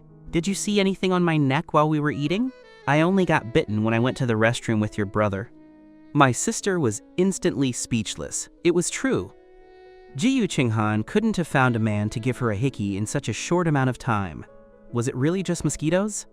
I saw my sister was convinced and breathed a sigh of relief. But then, a wicked curve appeared at the corner of Ji Yu-Ching-han's mouth. She looked at my sister with teasing eyes, her fingers rubbing the mark on her collarbone. "It's not like your brother could have done this. right? The air froze. I felt like I was going to explode. What is this woman doing? She's provocating my sister over and over again. My palms were sweating from nerves. I was already imagining my sister pulling out a golf club to beat her up. Should I hold my sister back or just beg for mercy? However, after 3 seconds of deathly silence, my sister actually choked on her own saliva, coughing violently. She looked at Jiyu Qinghan with a "have you lost your mind" expression, her eyes wide. Jiyu Qinghan, are you ing crazy? My sister finally caught her breath and punched her shoulder. How can you make a joke like that? Even if you don't want your dignity. My brother needs his. Saying that, she pulled me behind her like a protective mother hen. She glanced at the red mark on Jiyu Qinghan's collarbone and scoffed. My brother is a quiet, gentle scholar. There's no way he'd do something so wild. Furthermore, my sister looked Jiyu Qinghan up and down with total disdain. In my brother's eyes, you're a serious, stuffy elder, an old auntie. He only has respect for you. Hiding behind my sister, I silently let go of my clenched fists. My heart was a mess of complicated emotions. Old auntie? Elder? I poked my head out slightly to peek at Jiyu Qinghan. Sure enough, the old auntie's face had visibly darkened. She blinked, a dangerous chill emanating from her. Old auntie, elder. Jiyu Qinghan pressed her tongue against her back teeth, repeating those words with a half smile. Her deep, dark eyes swept coldly over my sister before landing on me. She let out a sharp chuckle, the amusement carrying a deep hidden meaning. I wonder just how much Xiaoyi respects me. That drawn-out sent a shiver down my spine. I jerked my head back and looked down, playing dead to save my life, but my sister didn't notice the undercurrent at all. She patted Jiyu Qinghan's shoulder earnestly. Qinghan, don't worry. Even though you're getting on in years and have a dull personality, I'm sure you'll find a man to give you hickeys eventually. But of course, it definitely won't be my Xiaoyi. Jiyu Qinghan's eyes flickered with an unreadable expression. And why is that? My Xiaoyi is so well-behaved and quiet. He'll definitely find a gentle girl who treats him like a treasure. He definitely wouldn't want someone as difficult and refined yet vicious as you. Jiyu Qinghan actually laughed from anger. Refined and vicious? Difficult? She raised her eyes coldly, sweeping them over me as I hurriedly looked away. She smiled. So Xiaoyi likes gentle girls? No, I don't. I don't like them at all. My heart was thumping. This was all my sister's nonsense. The woman chuckled again, her long fingers carelessly brushing over the red mark. But, she whispered, Xiaoyi has such a bad temper. He's always showing his claws and hitting people. Could a gentle girl really handle him? Nonsense! My sister bristled immediately, full of protectiveness. My brother is as gentle as a little lamb. If he's mean to you, it's definitely because you provoked him first. Then she turned to me with a complete change of face, looking at me tenderly. Xiaoyi, your sister Jiyu is just jealous. She's bitter. You're the best. Just ignore her. Yes, she is bitter. If my sister said one more word, I was afraid my heart wouldn't be able to handle this old auntie's bitterness. My sister turned to glare at Jiyu Qinghan with displeasure. Look at you. You scared my brother with that joke. Then she actually said, as a punishment, you have to treat him to something tonight to soothe his nerves for the fright you gave him. I was petrified. This wasn't soothing my nerves. This was sending me to the execution ground. Unexpectedly, the corners of Jiyu Qinghan's mouth curled up slowly, the curve full of malice. Fine, she said, each word low and deliberate. Tonight, as an old auntie, I will definitely soothe Xiaoyi properly. My scalp went numb. I opened my mouth to refuse. I don't need it. Not at all. But my sister gave a triumphant smile and slapped Jiyu Qinghan's back. Good friend, I'm leaving my brother to you. Make sure you apologize properly. The next second, my sister's face changed, and she said darkly, that Vixen Shen actually tried to get my brother drunk. If I don't go flip her family's table, my name isn't Lin. I finally understood. After all that, my sister had gone in a huge circle just to dump me on Jiyu Qinghan. I grabbed my sister's arm and shook my head. No, I can't be alone with her. But Jiyu Qinghan gave a cold smile, her low, lazy voice ringing out. Wan, I support you. Miss Shen's behavior was indeed despicable. I bristled on the spot. Even though that Shen woman was greasy, the alcohol spiking was clearly Ji-Yu Qinghan's doing. She was actually adding fuel to the fire with such a straight face. How shameless. My sister immediately told the driver to stop and got out of the car in a rage. I'm going to the Shen house right now. This is the humiliation of a lifetime. Sis! I poked my head out. Suddenly, a hand reached from behind into my shirt and landed on my waist. I shuddered, and the words died in my throat. Ji-Yu Qinghan leaned in close, her soft chest pressing against my back, as she lowered her voice to speak to my sister outside the car. Wanwan, leave Xiaoyi to me. I'll give him a good soothing. My sister actually believed her and gave a thumbs up. Good friend, I trust you. With that, she hailed a taxi and sped away. I watched my own sister get further and further away on the path of selling out her brother. Did she even know who the real wolf was? I supported my aching waist. I couldn't take it, I really couldn't. The car window slowly rolled up. I instinctively reached out to stop it, but my hand was held firmly by another. The window closed completely. That familiar, woody, cold fragrance, accompanied by a massive sense of pressure, instantly surrounded me. I pulled my neck back in fear and looked at the driver in the front. The driver was still there. I thought if he saw anything, he would definitely tell my sister. Just then, the woman's low, magnetic voice whispered in my ear. Stop trapping your hand. She acted just like an elder, pulling my hand away, helping me adjust my seating position, and then letting go. If you get hurt, I won't be able to explain it to your sister. My fingertips curled slightly and my heart beat like a drum. I gripped the seatbelt and looked up at her. Sister Ji-Yu, I don't need soothing. I want to go home. Go home? Ji-Yu Qinghan raised an eyebrow, a teasing smile on her lips. But your sister's orders are hard to disobey. My temples throbbed. She tilted her head and gave a lazy smile. Why? Are you afraid of, sister? It was because I was bewitched by this demon-like face of hers that I kept making mistake after mistake. My cheeks were burning, but I stubbornly tilted my chin.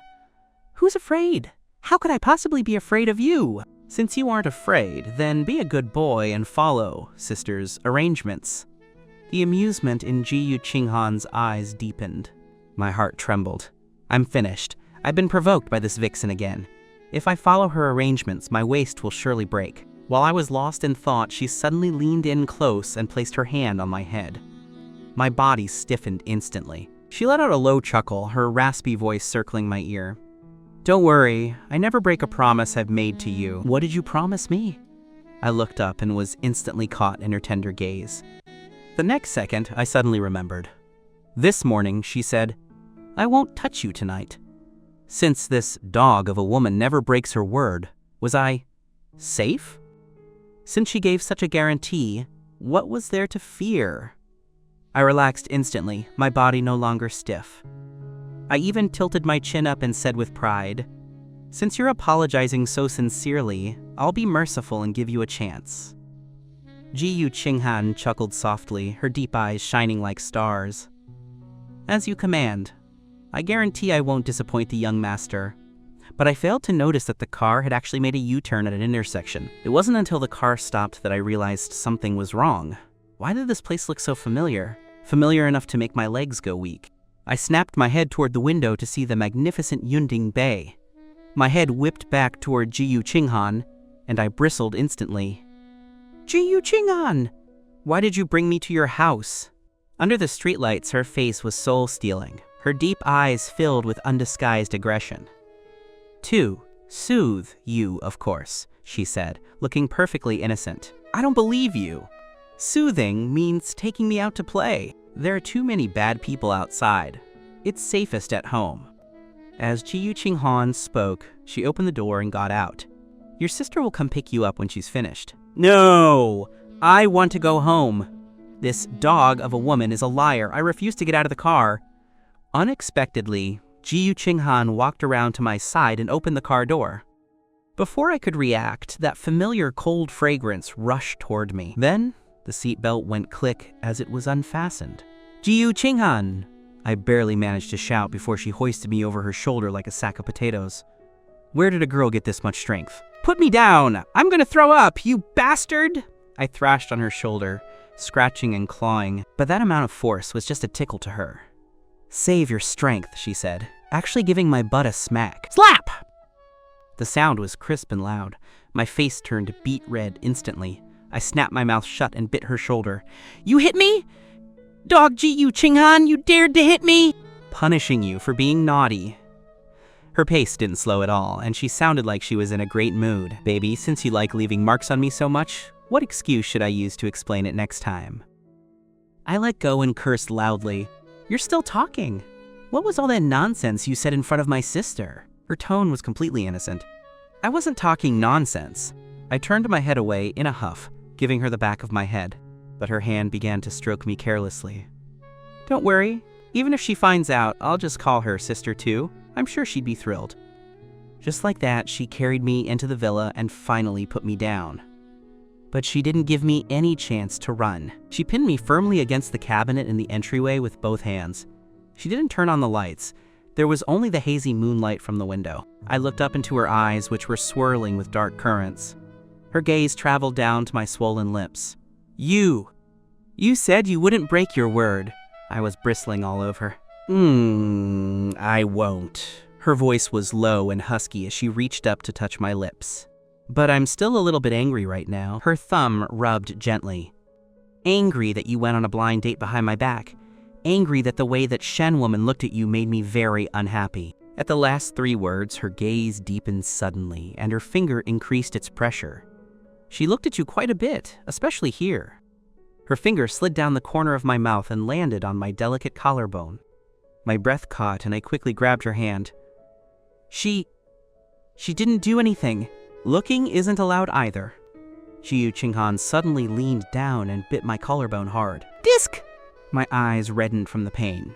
"Ji-Yu Ching-han, are you a dog?" "Yes, I'm a dog," she replied indistinctly, her tongue sweeping over the fresh bite mark. "A dog that belongs only to you."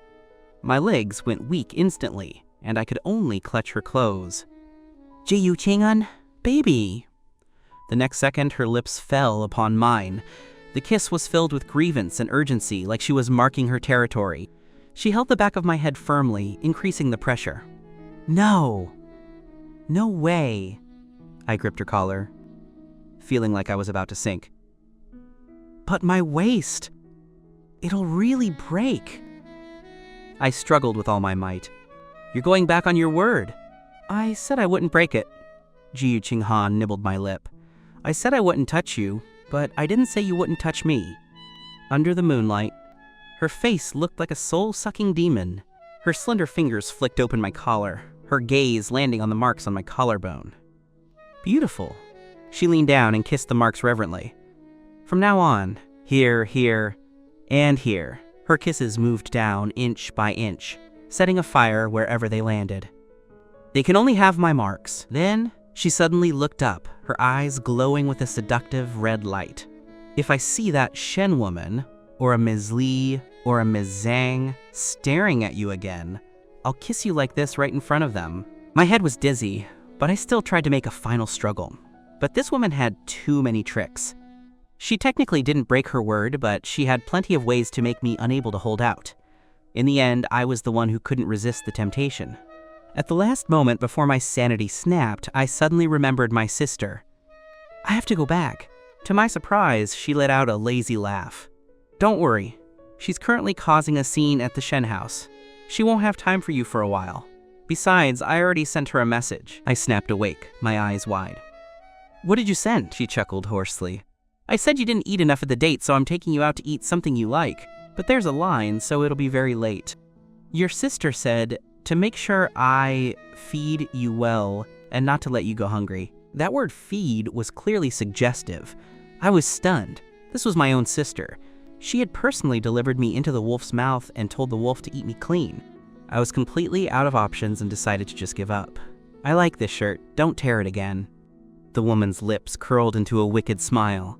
"Don't worry, I won't tear this today. Today, I'll tear something else." Before I could react, I heard a loud rip. "Ji-Yu Ching-han, you jerk. Those are my new designer glasses. They're expensive. This isn't soothing. This is a mugging." The next day, I was woken up by my sister's phone call. I jolted upright. "Tisk." My whole body felt like it had been taken apart and put back together. It hurt like hell. That woman. I grabbed my phone and saw it was 9:30 a.m. Finished. I was late on my third day of work. I answered the phone in a panic. Sis. My voice was uncharacteristically raspy. On the other end, my sister sounded high-spirited. Xiaoyi, are you still... What good food did Qinghan take you to eat last night? It was so late. I guiltily looked at the empty, messy spot beside me. Eat? What else could I have eaten? I ate a woman. I could only lie. We had hot pot. Hot pot is good. Gets rid of the bad luck. My sister didn't suspect a thing and even bragged happily. Yesterday, I went to the Shen house and exposed that bastard Shen on the spot. Mrs. Shen was so angry she whipped her with a belt. It was quite a spectacle.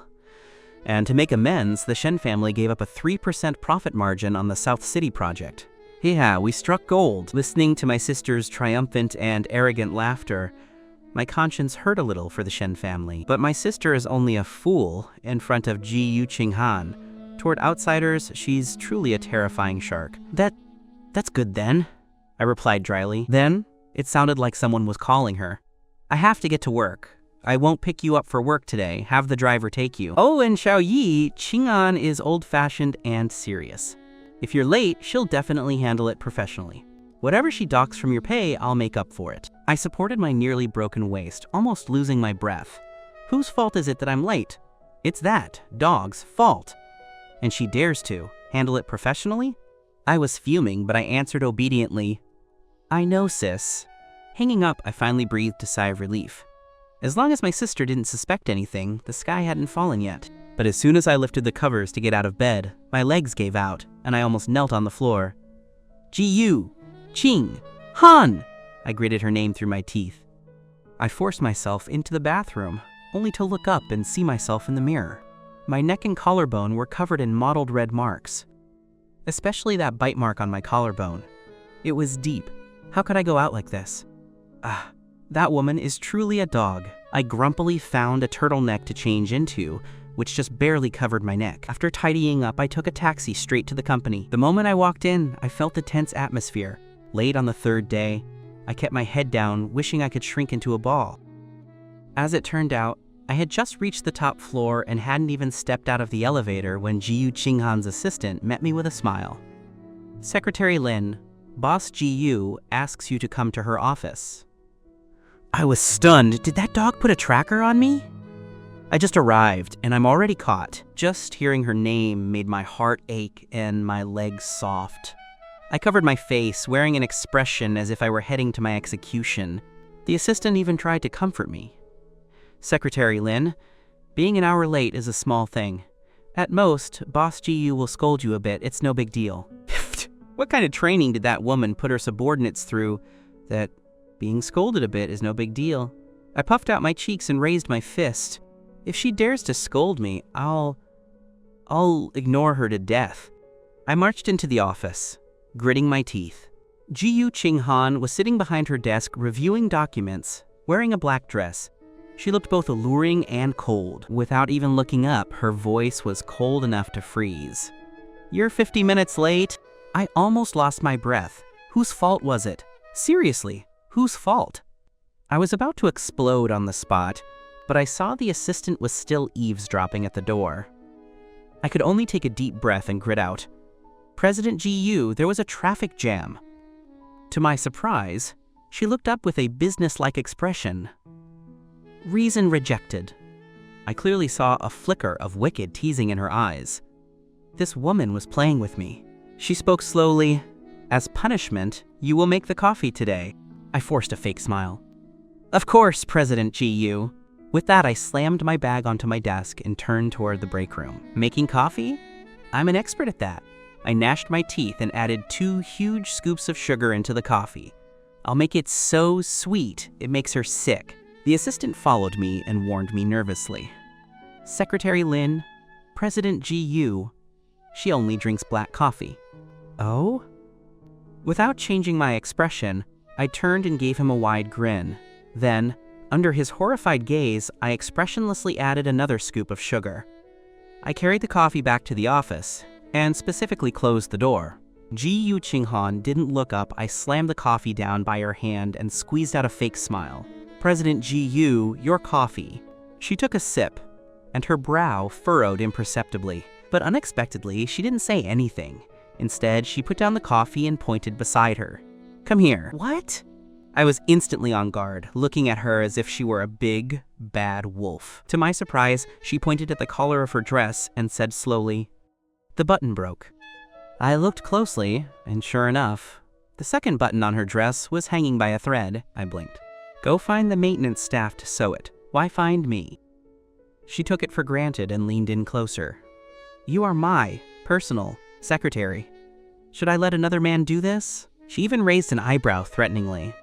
"Or does Secretary Lin want me to meet clients while I'm disheveled? This vixen." I was about to say I didn't know how, but she actually brought up my sister, saying my sister told her I used to be obsessed with sewing and even cut up my sister's new clothes. Why does my sister tell her everything? I bristled with anger.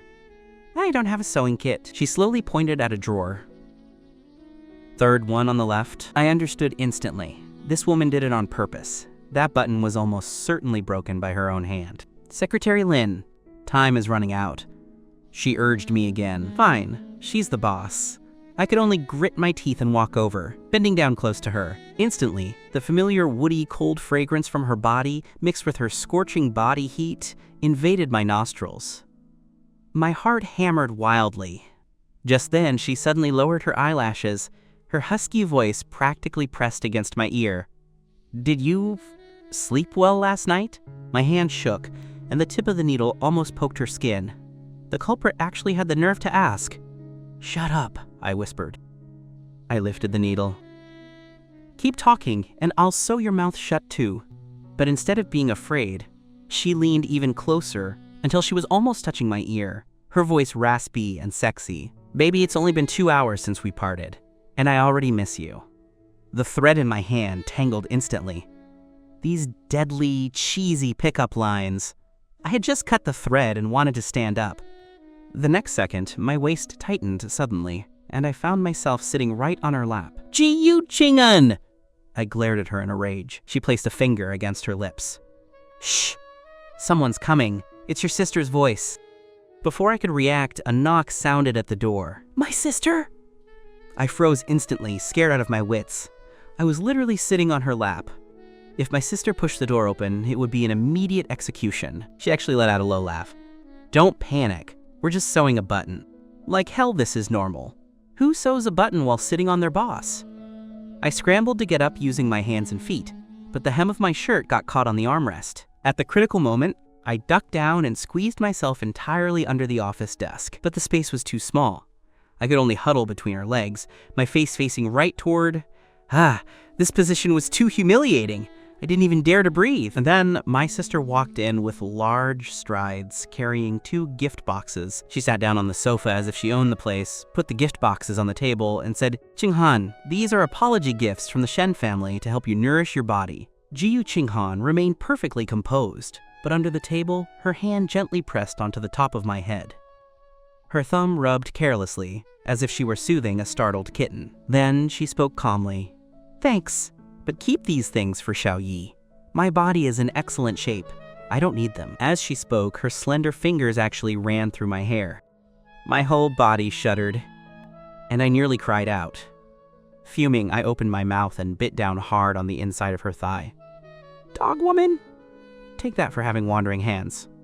Ji-Yu Ching-han's hand holding the fountain pen jerked, leaving a heavy ink trail across the document. Tusk. She let out a sharp intake of breath. This little wild wolf's bite was truly fierce. "What's wrong?" My sister immediately looked up. Ji-Yu Ching-han didn't even blink. "It's nothing. I just got scratched by the cat under the desk." "A cat?" My sister was baffled. "You're raising a cat in the office?" She looked around left and right. "How come I didn't know?" "It's a little wild wolf," Ji-Yu Ching-han said, looking down. Her gaze fell on me, and a faint smile curled her lips. "He doesn't like being seen by people. He's shy and very fierce. He bites whenever he feels like it." To my surprise, my sister was instantly interested. She stood up and walked over. Quick, bring him out and let me see. The footsteps drew closer and closer. My heart stopped. I gripped her thigh tightly, my nails nearly digging into her skin through the fabric. This was a warning. If you dare let her find me, we're both going down. At the last second, Ji-Yu Qinghan refused with a straight face. Sorry, this wolf cub is wary of strangers. He'll get stressed if he sees someone new. As she spoke, her left hand caught my mischievous little paw. The woman's thumb rubbed the back of my hand, partly as a comfort, partly as a wicked toy. Her fingers traced up along my wrist. He only recognizes me, and only I can touch him, only I can hold him. If anyone else even takes a peek, he'll bristle. My sister stopped in her tracks and scoffed. Fine, look at how stingy you are. She sat back down on the sofa. Then she changed the subject. You're 26 now. Your father is arranging a blind date for you and the eldest son of the Qin family, Qin Chuan. Qin Chuan? A blind date? My body stiffened. Even though I knew Ji-Yu Qinghan wouldn't be interested, I couldn't help but feel a surge of jealousy. I couldn't help myself.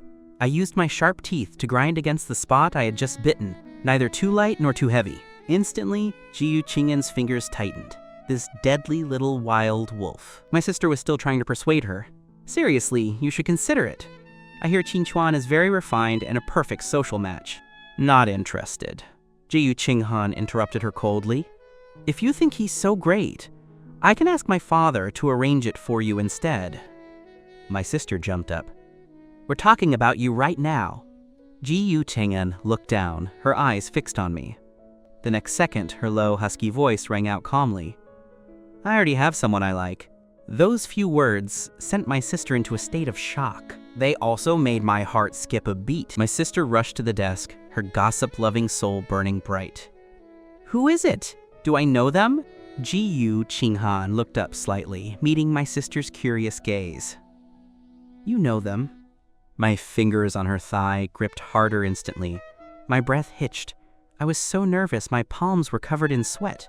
What is she doing? Does she really want to tell my sister? My sister stood there, rubbing her chin and guessing names one by one. But Ji-Yu Qinghan didn't respond at all. She simply used her hand under the table to give my cheek a firm, affectionate squeeze. Then she looked up at my sister and checked the time. You'll find out later. I have a meeting in a bit. Tesk. So mysterious. My sister didn't press further, but before leaving, she lowered her voice to remind her, when my brother gets here later, don't scold him, okay? So she had only come today because she was afraid I'd be scolded by the boss for being late. It wasn't until the office door closed and my sister's footsteps faded away that I finally exhaled. I leaned weakly against Ji-Yu Qinghan's leg. I was too scared to move, and my body felt numb. Not coming out yet? The woman's deep voice came from above. I rested my chin on her knee, exhausted.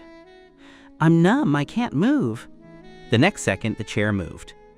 Ji-Yu Qinghan bent down, slid her hands under my armpits, and lifted me right out from under the desk. Ji-Yu Qinghan, you did that on purpose. She flicked her gaze toward me, her voice husky. If I didn't say that, should I have let her keep trying to sell me on that Qin Chuan?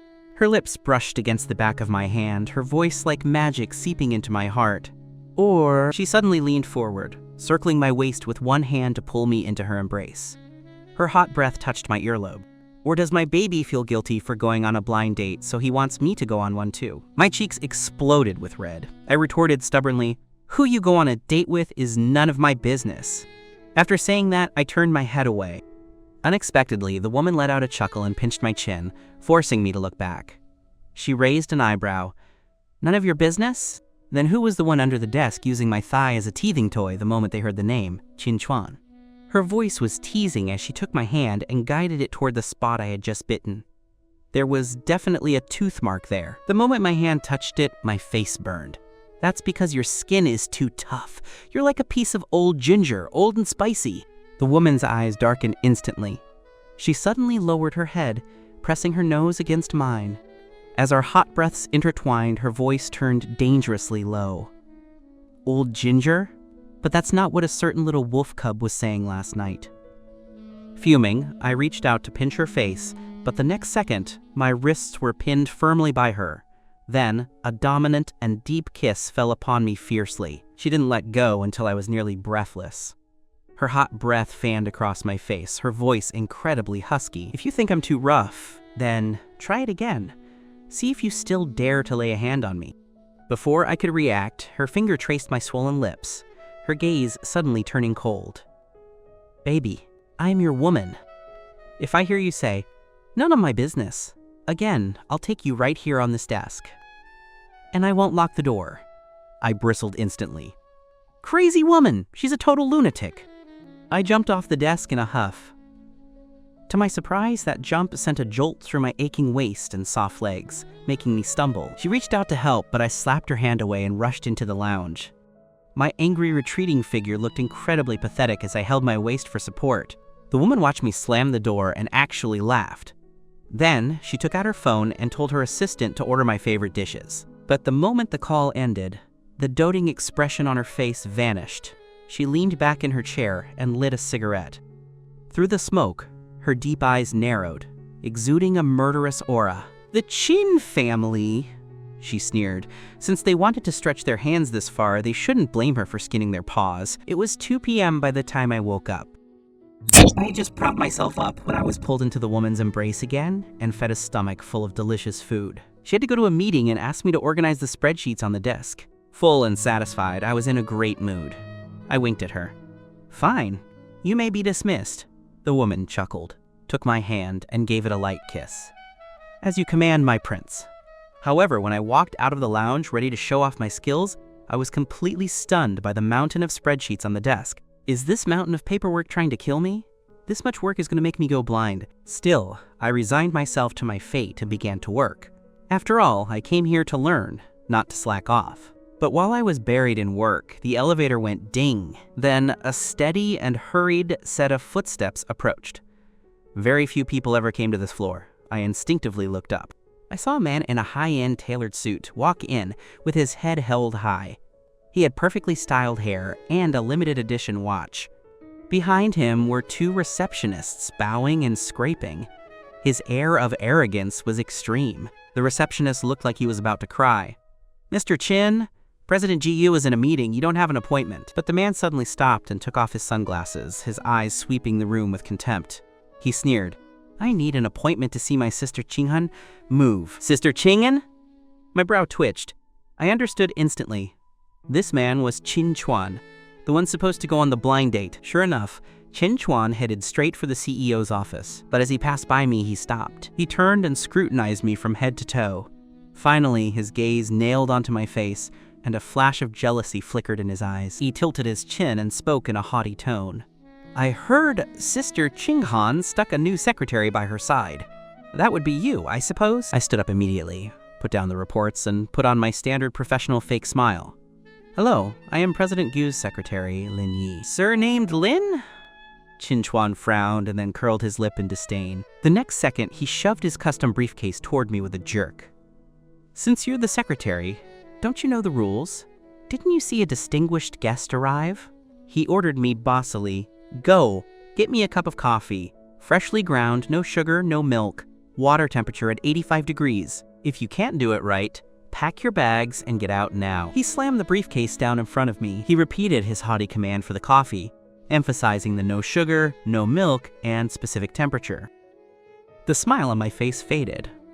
Since when had I ever been ordered around like this? Who the hell did Qin Chuan think he was? So I spoke calmly. "I'm sorry, Mr. Qin. The secretarial department is not responsible for private services. If you want coffee, I can call delivery for you." Qin Chuan's face turned livid. He hadn't expected a small secretary to dare talk back to him. He stared at me with icy eyes. "Do you know who I am?" I gave a standard fake smile. "No matter who you are, you have no right to trespass into President Gu's office, let alone order me around." But he raised his chin arrogantly and announced his status. "I am the young master of the Qin Group, Qin Chuan. I am your President Gu's fiancé, the future CEO. Do you think Sister Chinghan won't fire a little secretary like you if I ask?" "Fiancé?" I sneered inwardly. Nothing's even official yet, and he's already putting on airs. I smiled even brighter. "Mr. Qin, it's broad daylight. You've started dreaming a bit early." Unexpectedly, this sentence completely ignited his rage. He had decided I was some little fox trying to seduce the boss, and he rushed over aggressively. The next second, he raised his hand to slap my face. "What the hell do you think you are?" Slap! A crisp sound echoed through the entire floor. Instantly, the surroundings fell into a deathly silence, but when everyone looked closer, they were all stunned. The haughty Qin Chuan was clutching his own swollen cheek, looking at me with total disbelief. The one who got slapped wasn't me. It was him. You actually dared to hit me?" Qin Chuan was going insane. He struggled to raise his other hand to hit back. Just then, a cold, steady voice rang out. "What is all this noise?" I turned and saw Ji Yuqinghan coming out of the meeting room. When Qin Chuan saw her, his eyes lit up. 1 second, he was overbearing, and the next, he turned into a victimized little bride. "Sister Qinghan!" He held his face and rushed toward her with red eyes. "This new secretary of yours is too much. I asked for a cup of coffee, and he mocked me. He even hit me." I watched his performance coldly. Just as Qin Chuan was about to lean into Ji Yuqinghan's embrace, she stepped aside and dodged him entirely. Qin Chuan missed and nearly fell to his knees. He looked at her in disbelief. But the woman's gaze was cold and distant, even carrying a hint of disgust. She said coldly, "Mr. Qin, this is the GU group, not a wet market." After saying that, she paused. She flicked her eyes up, her gaze bypassing Qin Chuan to land directly on me. I stood there with a cold face, my eyes staring at her intensely. That's right, I was jealous. Surprisingly, Ji Yuqinghan's thin lips curled up almost imperceptibly. Then her gaze fell back on Qin Chuan, her voice bone-chillingly cold. "Who gave you the nerve to ask him to make coffee?" Qin Chuan was stunned. "Sister Qinghan, he's just a secretary." But Ji Yuqinghan cut him off directly. "He is my secretary." Her eyes were filled with frost. "No one but me has the right to ask him to make coffee." At those words, Qin Chuan's face turned pale. She had actually defended that little fox in front of everyone. Qin Chuan was desperate, his eyes turning even redder. "Sister Qinghan, don't you know what Uncle Ji Yu said?" "Show him out." Ji Yuqinghan ordered her assistant, not even bothering to look at him again. From now on, no one without an appointment is allowed on the top floor, especially not this man named Qin. This was practically grinding Qin Chuan's face into the dirt. He wanted to explain further, but she waved him away impatiently. "Drag him out!" Security immediately rushed up and forcibly dragged the screaming and struggling Qin Chuan into the elevator. The world was finally quiet.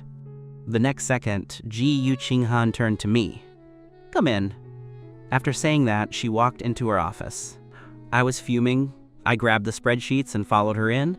As soon as the door closed, I slammed the reports onto her desk and spoke sarcastically. "Sister Qinghan certainly has a lot of admirers. Even a fiancé has come knocking." I deliberately mimicked Qin Chuan's whiny tone. "Looks like Sister Qinghan's big day is approaching." To my surprise, Ji Yuqinghan leaned against the desk and looked at me with curved eyes. "Jealous?" I bristled. "Who's jealous?" "I'm not jealous at all." She let out a low laugh, stepped forward with her long legs, and circled me in her arms. Her voice was cold. "He's too bland. I prefer the wild wolf at home. Plenty of spirit and bite." I raised my foot to stomp on her, but she tripped me with her leg, and I fell right into her scorching embrace. Just then, Ji Yuqinghan dropped the joking act. She lifted my chin with a serious expression and took the hand I had used to hit the guy, gently rubbing my palm. "You did well. If anyone treats you like that, hit them back. I'll handle the consequences." I muttered under my breath, "What if I can't win the fight?" She actually took my hand to her lips and kissed it, her voice full of doting. "Then call for your wife. Your wife will fight for you." Those words made my face explode with red. Who would call you that? And if I can't win, how could you?" But she raised an eyebrow and her hands began to wander. "Not gonna call me that? It seems you didn't call me it enough last night and forgot how to say it." Her lips touched my earlobe. I grabbed her hand firmly. "Ji Yuqinghan, if you dare touch me again, you'll never touch me again." In the end, although the lunatic didn't push further, the price was high.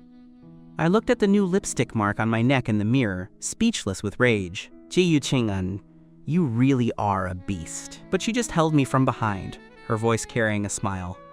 "Beasts aren't as gentle as me. I'm going to your house tonight. My hand shook. Going to my house? Are you crazy? Walking right into the trap? If this woman were caught by my dad, a broken leg would be the least of it. If my dad knew, it wouldn't just be a simple scolding. Once they finished with me, the next step would definitely be arranging a marriage between the two families. Oh God, I'm just lost in Ji Yuqinghan's beauty. I never thought about marriage at all. But the woman seemed to see right through me. Wanwan just messaged me. She said that to thank me for helping you fend off the blind date, she's specifically inviting me over for dinner. I was speechless. My sister again. No, you're not allowed to go. I slapped her hand away. Just say you have to work late, that you're busy, that you're going to the South Pole to study penguins. But Ji Yuqinghan leaned into my ear and laughed. The more my baby tells me not to go, the more I want to. It's been a long time since I've been to my baby's room. It smells so good, just like you. Boom! A surge of electricity shot up from my spine. This woman's mind is definitely filled with R-rated images. How can she be in heat 24/7? Resistance was futile. I sat in her Maybach, feeling like my life was over. She was determined to visit her future in-laws. She even filled the trunk with gifts, tea, Mao Tai, antique jewelry. It looked like she was coming to propose. Although this was her first visit since we started dating, she used to come dozens of times a year before that. But with such a huge display, what if my dad got suspicious?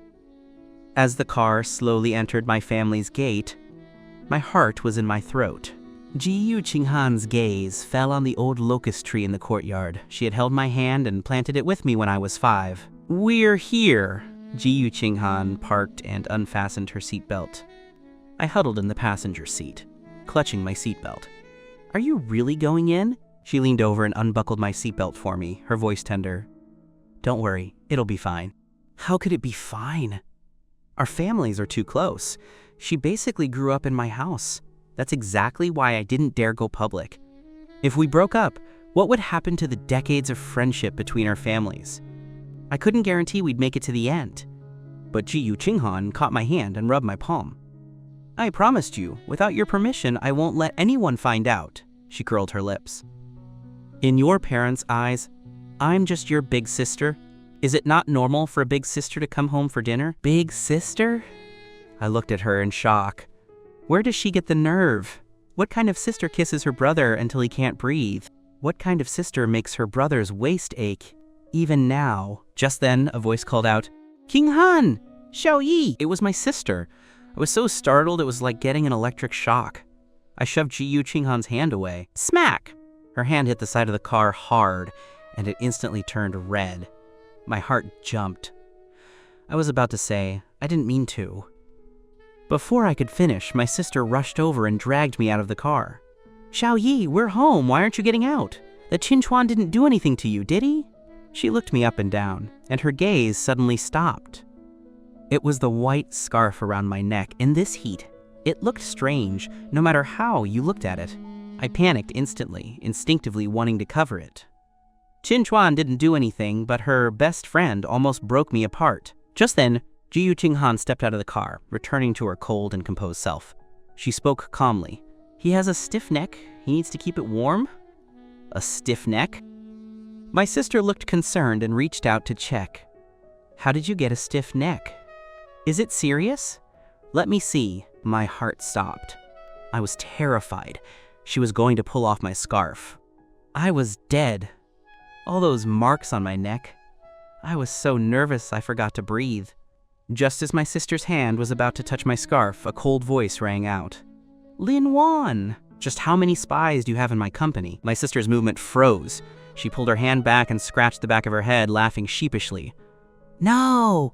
None! I was just worried about my brother being bullied. Ji Yuqinghan let out a chuckle. Then you should know that your brother took it upon himself to hit Mr. Qin in my company. My sister's laugh became even more awkward. Of course she knew. Ji Yuqinghan then carried the gifts inside, acting more at home than if it were her own house. My sister followed quickly, asking, will the Qin family give you trouble? Ji Yuqinghan sighed lightly. Would they dare? Instead of worrying about them giving me trouble, they should think about how to give me an explanation. My sister immediately gave a thumbs up. Good friend! Leaving my brother with you was the right choice. Jiyu Qinghan flicked her eyes toward me and said with a lazy smile, "Of course. Your brother is my brother, after all." The emphasis in her words made my ears turn hot. But at least because of her distraction, my sister didn't ask about the scarf again. But when we walked into the hall, it was empty. Jiyu Qinghan, holding a handful of things my father liked most, asked where he was. My sister joked, "You girl, are you trying to suck up to my dad to become his goddaughter?" Jiyu Qinghan's lips curled. "I do want to suck up to him, but not as a goddaughter. Rather as a daughter-in-law." The next second, my sister sighed. Bad timing. Dad had a last-minute dinner banquet and rushed off. It's just the three of us tonight. Hearing that my parents weren't home, I breathed a sigh of relief. But then, my scalp went numb. Oh no, if Dad isn't here, there's no one to keep this big bad wolf in check. This is literally inviting the wolf into the house. In the dining room, the food smelled delicious. When Uncle Liu saw Jiyu Qinghan, his face lit up with a smile. It turned out this woman had planned everything. She had even prepared a gift for Uncle Liu. Uncle Liu was incredibly moved. He turned to me and said, "Young master, Miss Jiyu has been sensible since she was a child. You really ought to learn a thing or two from her." I scoffed inwardly. Sensible? This dog of a woman is clearly sinister, playing mind games right here. 15 minutes later, the three of us were seated.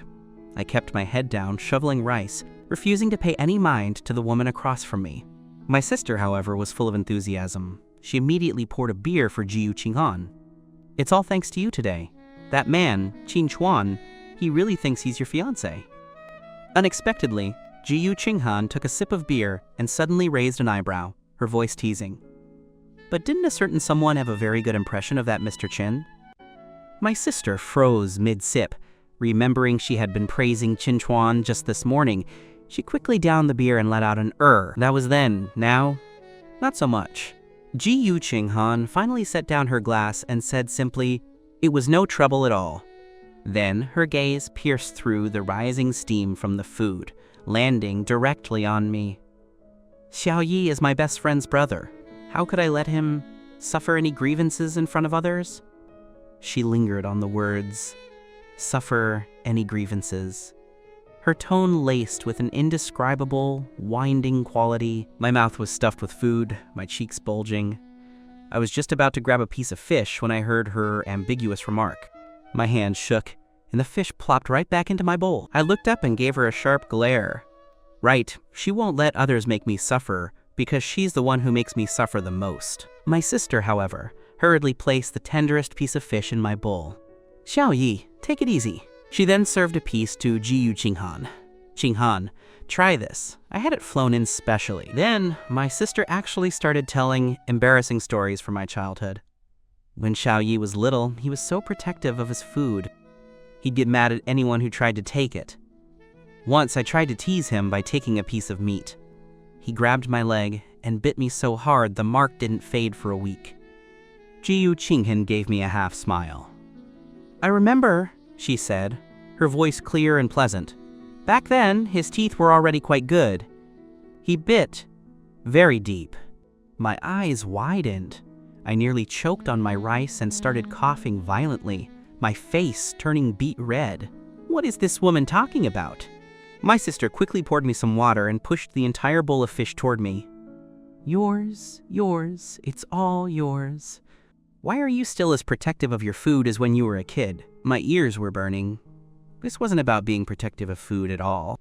Just then, that dog woman put down her chopsticks, looking like a total refined scoundrel. Her deep, dark eyes were filled with a hidden intensity. "And now?" Jiyu Qinghan said. "Xiao Yi hasn't just learned to protect his food, he's also learned how to steal a taste." I immediately understood her double entendre. Protecting food meant protecting her in front of Qin Chuan. Stealing a taste meant tasting her. I really wanted to gag her. At that moment, my sister spoke up. "Qinghan, the blueprints for that villa project in the west of the city, are they out?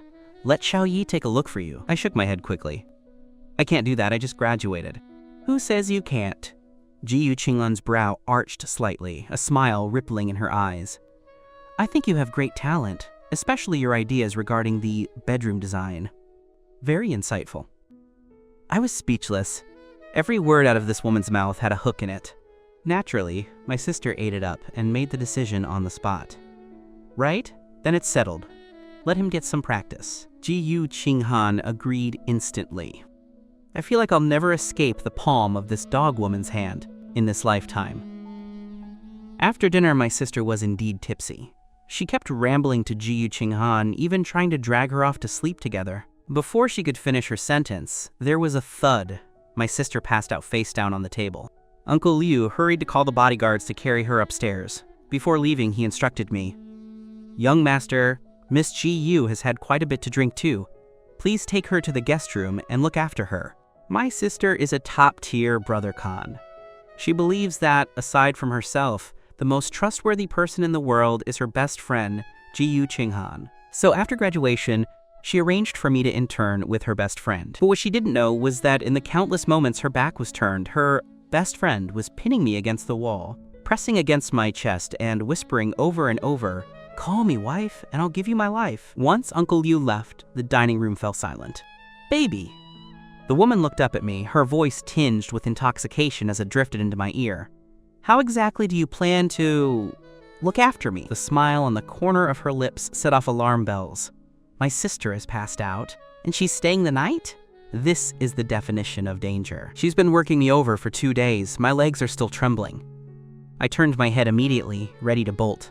"You don't look that drunk. Look after yourself." But I had only taken 2 steps before my wrist was caught in a tight grip and I was yanked back. "I am drunk. Very drunk." She pinned me firmly against the staircase railing. The scent of beer mixed with cedar wood enveloped me completely. This was a blind spot for the security cameras. No one upstairs could see us. But she's being too bold. This is my house. What if Uncle Liu comes down for water? What if my sister suddenly wakes up? We'd be finished. "Ji-Yu Qinghan, let go." I lowered my voice, pushing against her with all my might.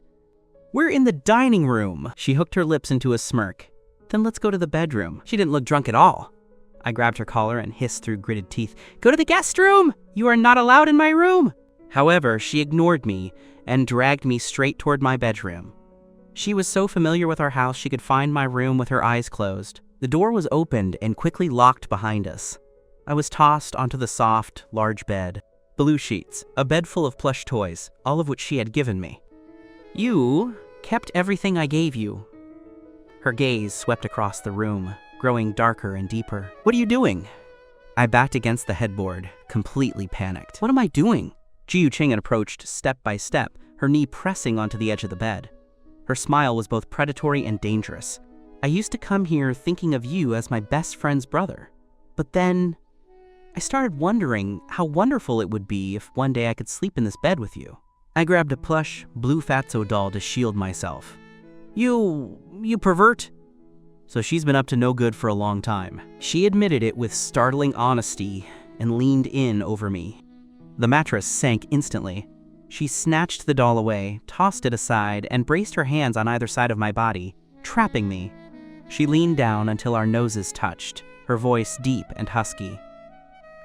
"I'm a pervert, and I bite." Childhood sweethearts. What a lovely phrase. Isn't it meant for using a favorable position to gain an advantage? As soon as she finished, her lips fell upon mine. "Baby," her husky voice made my ears ring. "Do you think doing bad things in your own bed will be more exciting?" I ground my teeth in anger.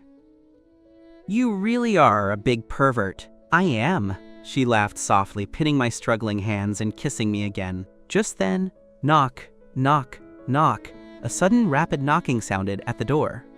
"Xiaoyi, are you asleep?" It was my sister. Wasn't she dead drunk? How did she wake up so fast? I pushed Ji-Yu Qinghan off me with a violent shove. I practically bounced off the bed. "It's my sister. Quick, hide. Get under the covers." Ji-Yu Qinghan remained half-propped on the bed, her messy clothes revealing her collarbone and shoulders, a literal enchantress. I slapped my own face. Now was not the time to be mesmerized. I lunged at her, pushing her. "Hide! No, go to the closet." I was in a total panic, rambling incoherently. "Xiaoyi, why aren't you answering?" The knocking grew louder. My eyes widened in fear as I pushed Ji Yuqinghan with all my strength. She sighed, stepped out with her long legs, and walked behind the floor-to-ceiling curtains. The thick, double-layered curtains provided excellent cover. She actually hid there like a little wife caught in an affair. I stared intently at the curtains to make sure nothing looked out of place, then took a deep breath and opened the door. Sister? What's wrong? My sister was standing outside, swaying. She was actually holding a glass of milk, her face flushed red. She could barely stand, she was a complete mess. Where's Qinghan? Did she leave? She handed me the milk. You have to drink milk before bed. Just because I'm drunk doesn't mean you can slack off. I blocked the doorway guiltily, taking the milk. I don't know. I haven't seen her. That girl, leaving without saying a word. My sister mumbled, her eyes peeking into my room. Why did it take you so long to open the door? I thought I heard you talking to someone. My heart leapt into my throat. I took a huge gulp of water and held the glass with both hands. I was just washing up. Sis, you're just drunk and hearing things. Drunk? Me? My sister wobbled and held up a finger. Your sister can drink anyone under the table. But as soon as she said it, she'd let out a loud hiccup. Oh right, Xiaoyi. About that Shen family business, I told Mom and Dad. They promised not to force you into blind dates anymore. If you find a girlfriend, tell me. I'll check her out for you. When you look for a girl, she has to meet the standard of your sister Qinghan. Someone you know well, with good character. She doesn't even have a single guy around her. Only a world-class woman like that is worthy of you. I was stunned. A world-class woman? That's because she can't see this dog woman hiding behind the curtains right now, who almost just... I could already imagine how proud Ji Yuqinghan felt hearing her future sister-in-law praise her like that. I couldn't help but glance toward the curtains. Crap. With that one glance, my sister's eyes followed mine. My heart hammered again. Oh, your curtains, she said, actually starting to walk toward them. Sis! I stood up to stop her, but even though she was drunk, she wasn't slow. She reached them in a few steps. I shouldn't have looked over there. I closed my eyes in despair. It's over. It's all over. Just let me die. However, my sister simply reached the window and pulled the curtains tighter. The temperature fluctuates at night. Close the windows and don't catch a cold. She turned back to me. You still have that stiff neck. You absolutely cannot catch a cold. I waited for a long time with my eyes closed, expecting an explosion of rage, but all I got was her nagging. I opened my eyes. I saw her scratching her head and wobbling out of the room. Remember to close the windows, don't kick off the blankets. It wasn't until the bedroom door closed that I reacted. I collapsed onto the carpet like I'd lost all my strength. So close. That was way too close. Scared of that? The curtains were pulled back, and Ji Yuqinghan walked out. She lunged into my arms. Am I really that shameful to be seen with? I was still reeling, without even the strength to struggle. It's not a matter of being shameful, she pinched my chin. Your sister praised me as a world-class woman and told you to find someone like me. She said someone like you. I glared at her. Why find someone like me when you can just find me? The original is right here. Why go looking elsewhere? She lifted her feet off the ground. In this position, my face exploded with red. She was hanging onto me like a koala. Qinghan, what are you doing now? I tried to push her back, my palms pressing against her hot skin. I'm making you realize the benefits of the original. She leaned down and bit my earlobe. That wicked whisper was like magic. Since my future big sister praised me so much, I have to give a good performance. I froze, the corners of my eyes turning red. This vixen really doesn't know the meaning of restraint. Look at how scared you are. Although it would be exciting in your room, and I really want to try, given how hard you've worked these past 2 days, I'll let you off for now. With a turn, she pinned me onto the bed. She braced herself above me, her fingers tracing my lips. But next time, you'll have to pay me back double. As soon as she spoke, a restrained, lingering kiss fell upon me. It was just a taste. The next second, she let go and pulled me into her arms. I leaned against her chest, listening to her heartbeat. After a few minutes, she really didn't make any other moves. I carefully lifted my head. She was holding me with her eyes closed. That incredibly beautiful face looked much softer. Really? This dog woman actually plans to let me go? Just then, she suddenly opened her eyes, a restrained fire swirling in those deep pupils. "If you can't sleep, I don't mind." I shut my eyes instantly. "I can sleep!" I was exhausted. This was a rare act of mercy. I had to sleep immediately. I couldn't handle another round of her antics. Early the next morning, I was woken by a rustling sound. Opening my eyes, I saw the woman standing by the bed. She had no makeup on, but her natural look was still stunning. I had to admit, she is truly beautiful. Otherwise, I wouldn't have been so mesmerized by her back then that I ended up sleeping with her. She heard me wake up and leaned down to plant a kiss on my forehead. She laughed softly. "Baby, are you staring at me because you're disappointed I didn't touch you last night?" I raised my hand and slapped her lightly on the face. "Get out." Jiu Qinghan laughed and caught my hand, kissing it. "It's still early. Keep sleeping." I asked instinctively, "What time is it?" 5:30. "What? So early?" "It's not early." Jiu Qinghan straightened her collar. "Your sister usually wakes up at 6 for a morning run. If I'm not out by then, you'll bristle again." "Morning run?" I was wide awake. I sat up abruptly and pushed her. "Then leave. Go now." To my surprise, she wouldn't let go of my hand.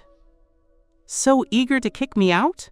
Tossing me aside after using me?" "Stop joking!" I shook off her hand, looking like I was done with her. "Go! If my sister sees you coming out of my room, she really will take a cleaver to you." But then the dog woman just stood there, refusing to move. "If you want me to leave, shouldn't you give me some benefits? Are you serious?" I glanced at the clock on the wall. It was already 5:40. Annoyed, I grabbed her collar and leaned in, giving her a heavy peck on the lips. "Happy now?" I was about to let go, but she pulled me into her arms and took over, deepening the kiss. Only after she got her sweetness did she prepare to leave, satisfied. I pushed her to the door like I was getting rid of a plague. I poked my head out first, looking around like a thief. It was quiet, no one. I quickly motioned for her to make a run for it. As soon as she stepped out, I slammed the door shut heartlessly. It wasn't until I heard the front door downstairs close gently that I truly relaxed. I slid down to the carpet with my back against the door, all my energy gone. My poor heart. This is too much. Exhausted or not, I still had to go to work. After all, I am Jiu Qinghan's personal secretary. But the atmosphere at the GU group today was a bit off, especially in the design department. Once I got to the office, I sat down to draw the villa design my sister had mentioned. I worked hard all morning. Just as I finished, Assistant Wang walked over. "Secretary Lin, President GU wants you to go to the conference room." "Why the conference room?" While I was wondering, Assistant Wang stuffed my design drafts into my arms. Now I was even more confused. I walked to the conference room door and knocked. After getting permission, I walked in. The room was full of people. Jiu Qinghan sat in the main seat, looking as cold and untouchable as ever. However, a middle-aged woman sitting to her right gave me a disdainful glance out of the corner of her eye. This was the design director, Director May. Relying on being a veteran of the company, she usually acted like she owned the place, especially enjoying acting like a superior to the new CEO, Jiu Qinghan. The next second, Director May put down her teacup and smiled contemptuously. "President GU, is this the newcomer you mentioned?" She looked me up and down with disdain. "He's good-looking, but my design department needs talent, not vases. Letting an intern who can't even draw a proper blueprint participate in the West City Villa project? Isn't that a joke?" I stopped in my tracks. A vase? What surprised me more was that Jiu Qinghan actually let me participate in the project. I thought she was just joking. I looked up at the woman in the main seat. Then, I tightened my grip on the papers and walked over with a polite smile. "Director May," I said seriously, "isn't it a bit premature to reach a conclusion before seeing the work?" "The work?" Director May scoffed and flipped through my drafts without really looking. With a thud, she threw my drafts back onto the table. Her tone was dismissive to the extreme. "This level of elementary school doodling counts as work? The lines are immature, the structure is loose, and there's zero personal style. Secretary Lin, you should go back and practice the basics." This old woman's words were sharper than a knife. The room was silent. Everyone knew I was a quote-teen-quote legacy hire, but no one dared speak up. Anyone could see Director May was deliberately disrespecting Ji Yu Qinghan. I looked at the drafts thrown on the table, my face turning pale as I shook with anger. Even though I only spent 3 hours on these, they were not doodles. This woman was clearly picking a fight. But this is the workplace. I didn't want to reveal my identity or make things difficult for Ji Yu Qinghan. I suppressed my rage and maintained a smile. Does Director May have any pointers? Director May just laughed again. If you have to ask me about such trivial things, what do we need you for? My fingers clenched tighter. Just then, a cold voice rang out. It was Ji Yu Qinghan. She looked at Director May and asked word for word. You didn't even look closely, yet you know they are doodles. Director May, relying on her status, wasn't afraid. This level of work will only make the GU group a laughingstock. Is that so? Ji Yu Qinghan's voice was like ice. She slowly stood up. She picked up the drafts, her slender fingers flipping to the corner of the courtyard I had designed. The next second, she tapped the draft. I think they're good. Immature lines mean strong plasticity. Loose structure means the thinking isn't rigid. As for personal style, a cold smile touched the corner of Ji Yu Qinghan's lips as her aura filled the room. The style Director May refers to is taking blueprints from 10 years ago, changing the colors, and using them again. Someone couldn't help but let out a laugh. Director May's face turned red instantly. Everyone knew she was coasting on her old reputation. She slammed the table. President GU, you are being biased, disappointing your veteran employees for the sake of a little secretary. Biased? Ji Yu Qinghan narrowed her eyes, her gaze bottomless. I only look at ability. Secretary Lin's drafts are innovative, thoughtful, and full of soul, unlike some people who occupy a position without doing any work. This was a brutal scolding. Director May shook with rage, pointing at Ji Yu Qinghan for a long time without being able to speak. Meeting adjourned, Ji Yu Qinghan said, not bothering to waste more breath. Secretary Lin stays. Everyone else, out. At her command, everyone scattered. Director May gave me a vicious glare before storming out.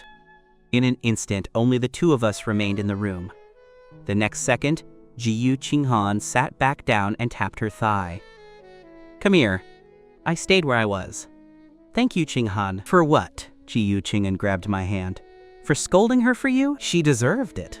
I looked into her eyes, being incredibly serious. Thank you for letting me participate in the West City Villa project. My sister only mentioned it in passing. I didn't think you actually would. Her gaze was intense as she pulled me closer. Anything concerning you was never just in passing to me. Then, I suddenly leaned down and gave her a kiss. Your reward. Ji Yu Qinghan laughed softly. Baby, I could use more rewards like that. My face exploded with red. I slapped her hand and whispered a warning. Someone could come in at any time. Stop being in heat. Ji Yu Qinghan looked innocent. I was just talking about rewards. What did you think I meant? I turned redder and was about to leave, but Ji Yu Qinghan picked up my drafts. Didn't your sister want me to give you some guidance?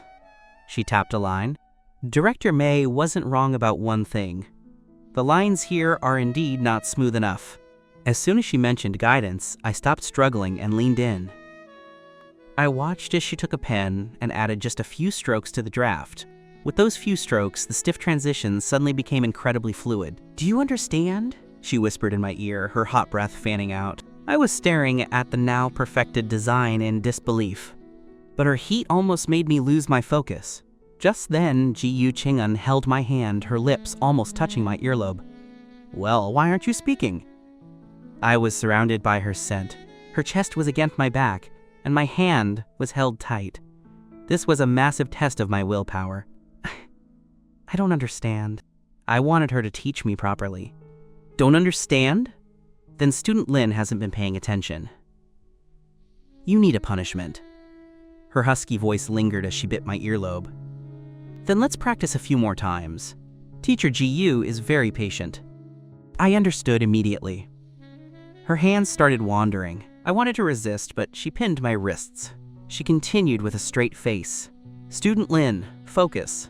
Otherwise, Teacher GU will have to punish you. You fox. I glared at her.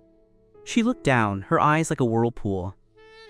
Is student Lin blaming teacher GU for doing nothing last night? The next second, she tilted my chin and leaned in to kiss me. Suddenly, bang, bang, bang. A rapid knocking came from the door. Assistant Wang's voice was trembling. Not good, President GU. Miss Lin, she's come up with a golf club, saying she's going to settle the score with Director May. My eyes snapped open and I shoved Jiu Qinghan away. What? My sister is here? How did she find out so fast? It's only been half an hour. Jiu Qinghan's failed attempt to kiss me left her looking annoyed.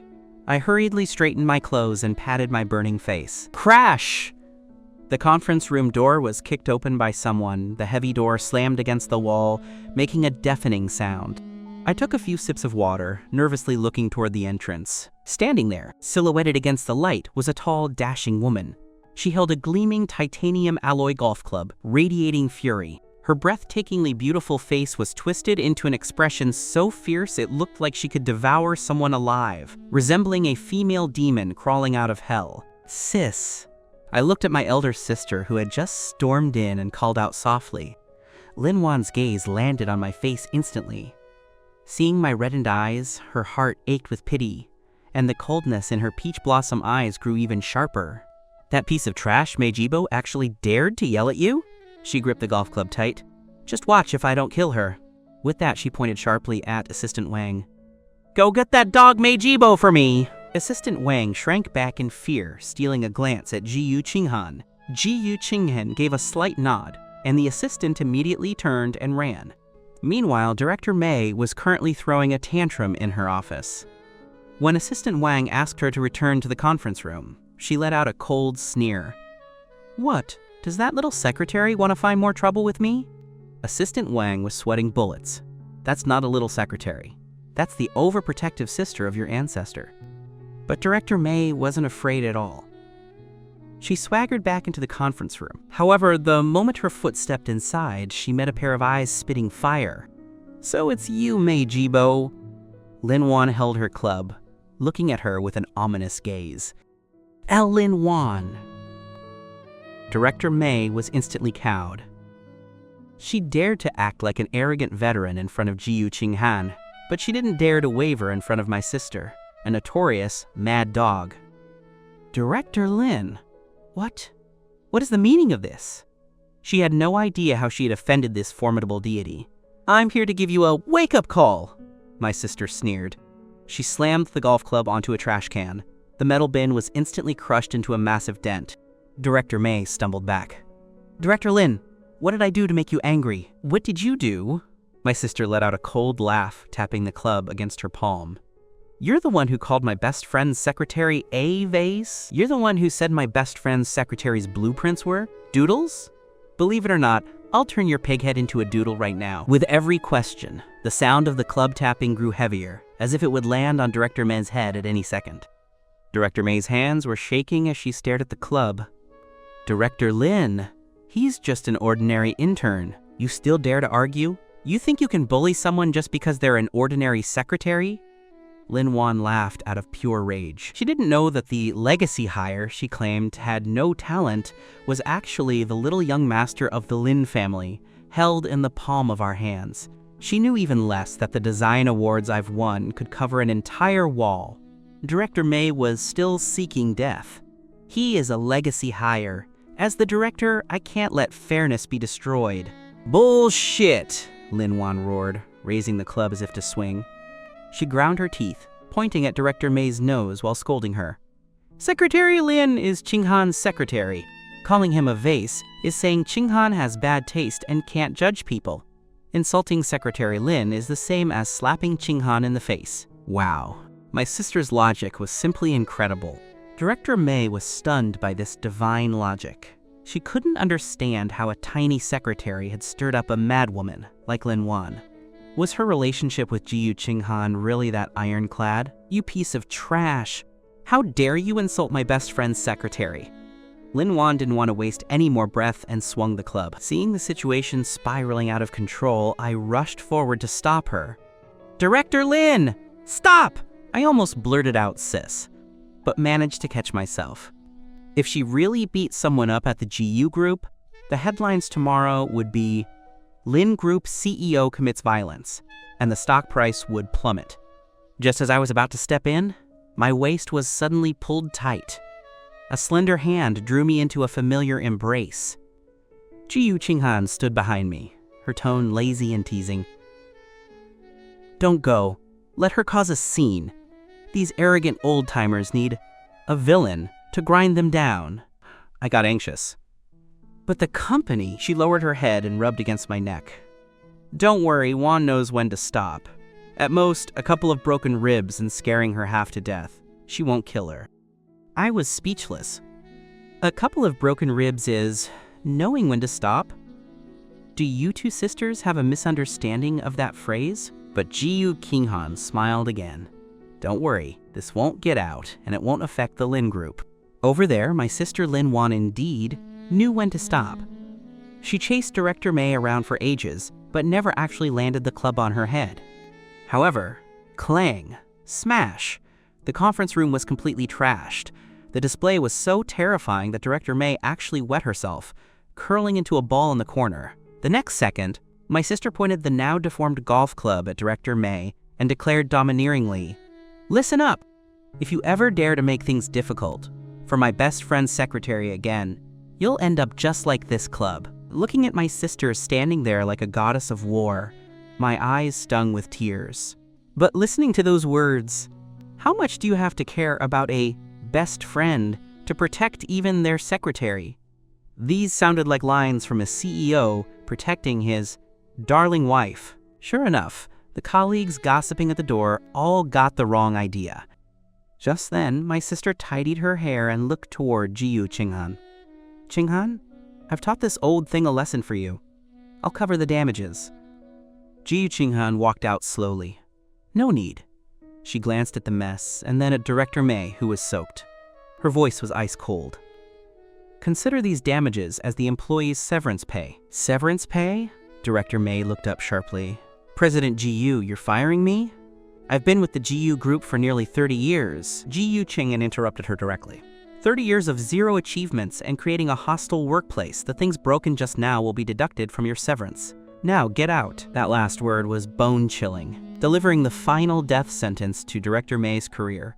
The hateful director tried to struggle, using her veteran status to shout about seeing the chairman. Unexpectedly, Ji-Yu Qinghan let out a cold smirk. "Fine, go find them. It just so happens I have some evidence I'd like to hand over to them as well." Her voice was low, yet every word cut deep. "Director May, in your 30 years at Ji-Yu Group, the amount of money you've embezzled should be enough to let you spend the rest of your life in prison." The moment she said that, Director May's face turned deathly pale, and she collapsed onto the floor. Security stepped forward immediately and dragged her out like a dead dog. Right after, the conference room doors closed. My sister immediately rushed to me, her face full of concern. "Xiaoyi, did she scare you?" My heart warmed. "Sis, thank you." She ruffled my hair. "Don't be polite with me. If anyone tries to bully you in the future, I'll be here in minutes." Saying that, she suddenly turned and pointed the bent golf club at Ji-Yu Qinghan. "Qinghan! Same goes for you. If you dare to bully my brother, I'll swing this at your head too." Ji-Yu Qinghan raised an eyebrow. Her gaze moved past my sister and stared intensely at me. Her eyes darkened. Even if it was my own sister, she was clearly displeased. The next second, her red lips curled into a suggestive smile. "Don't worry.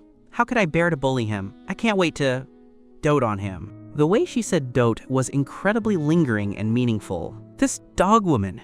She dares to flirt right in front of my sister. Sure enough, as soon as my sister left, a certain jealous woman immediately dragged me into the CEO's office under the pretext of one-on-one tutoring.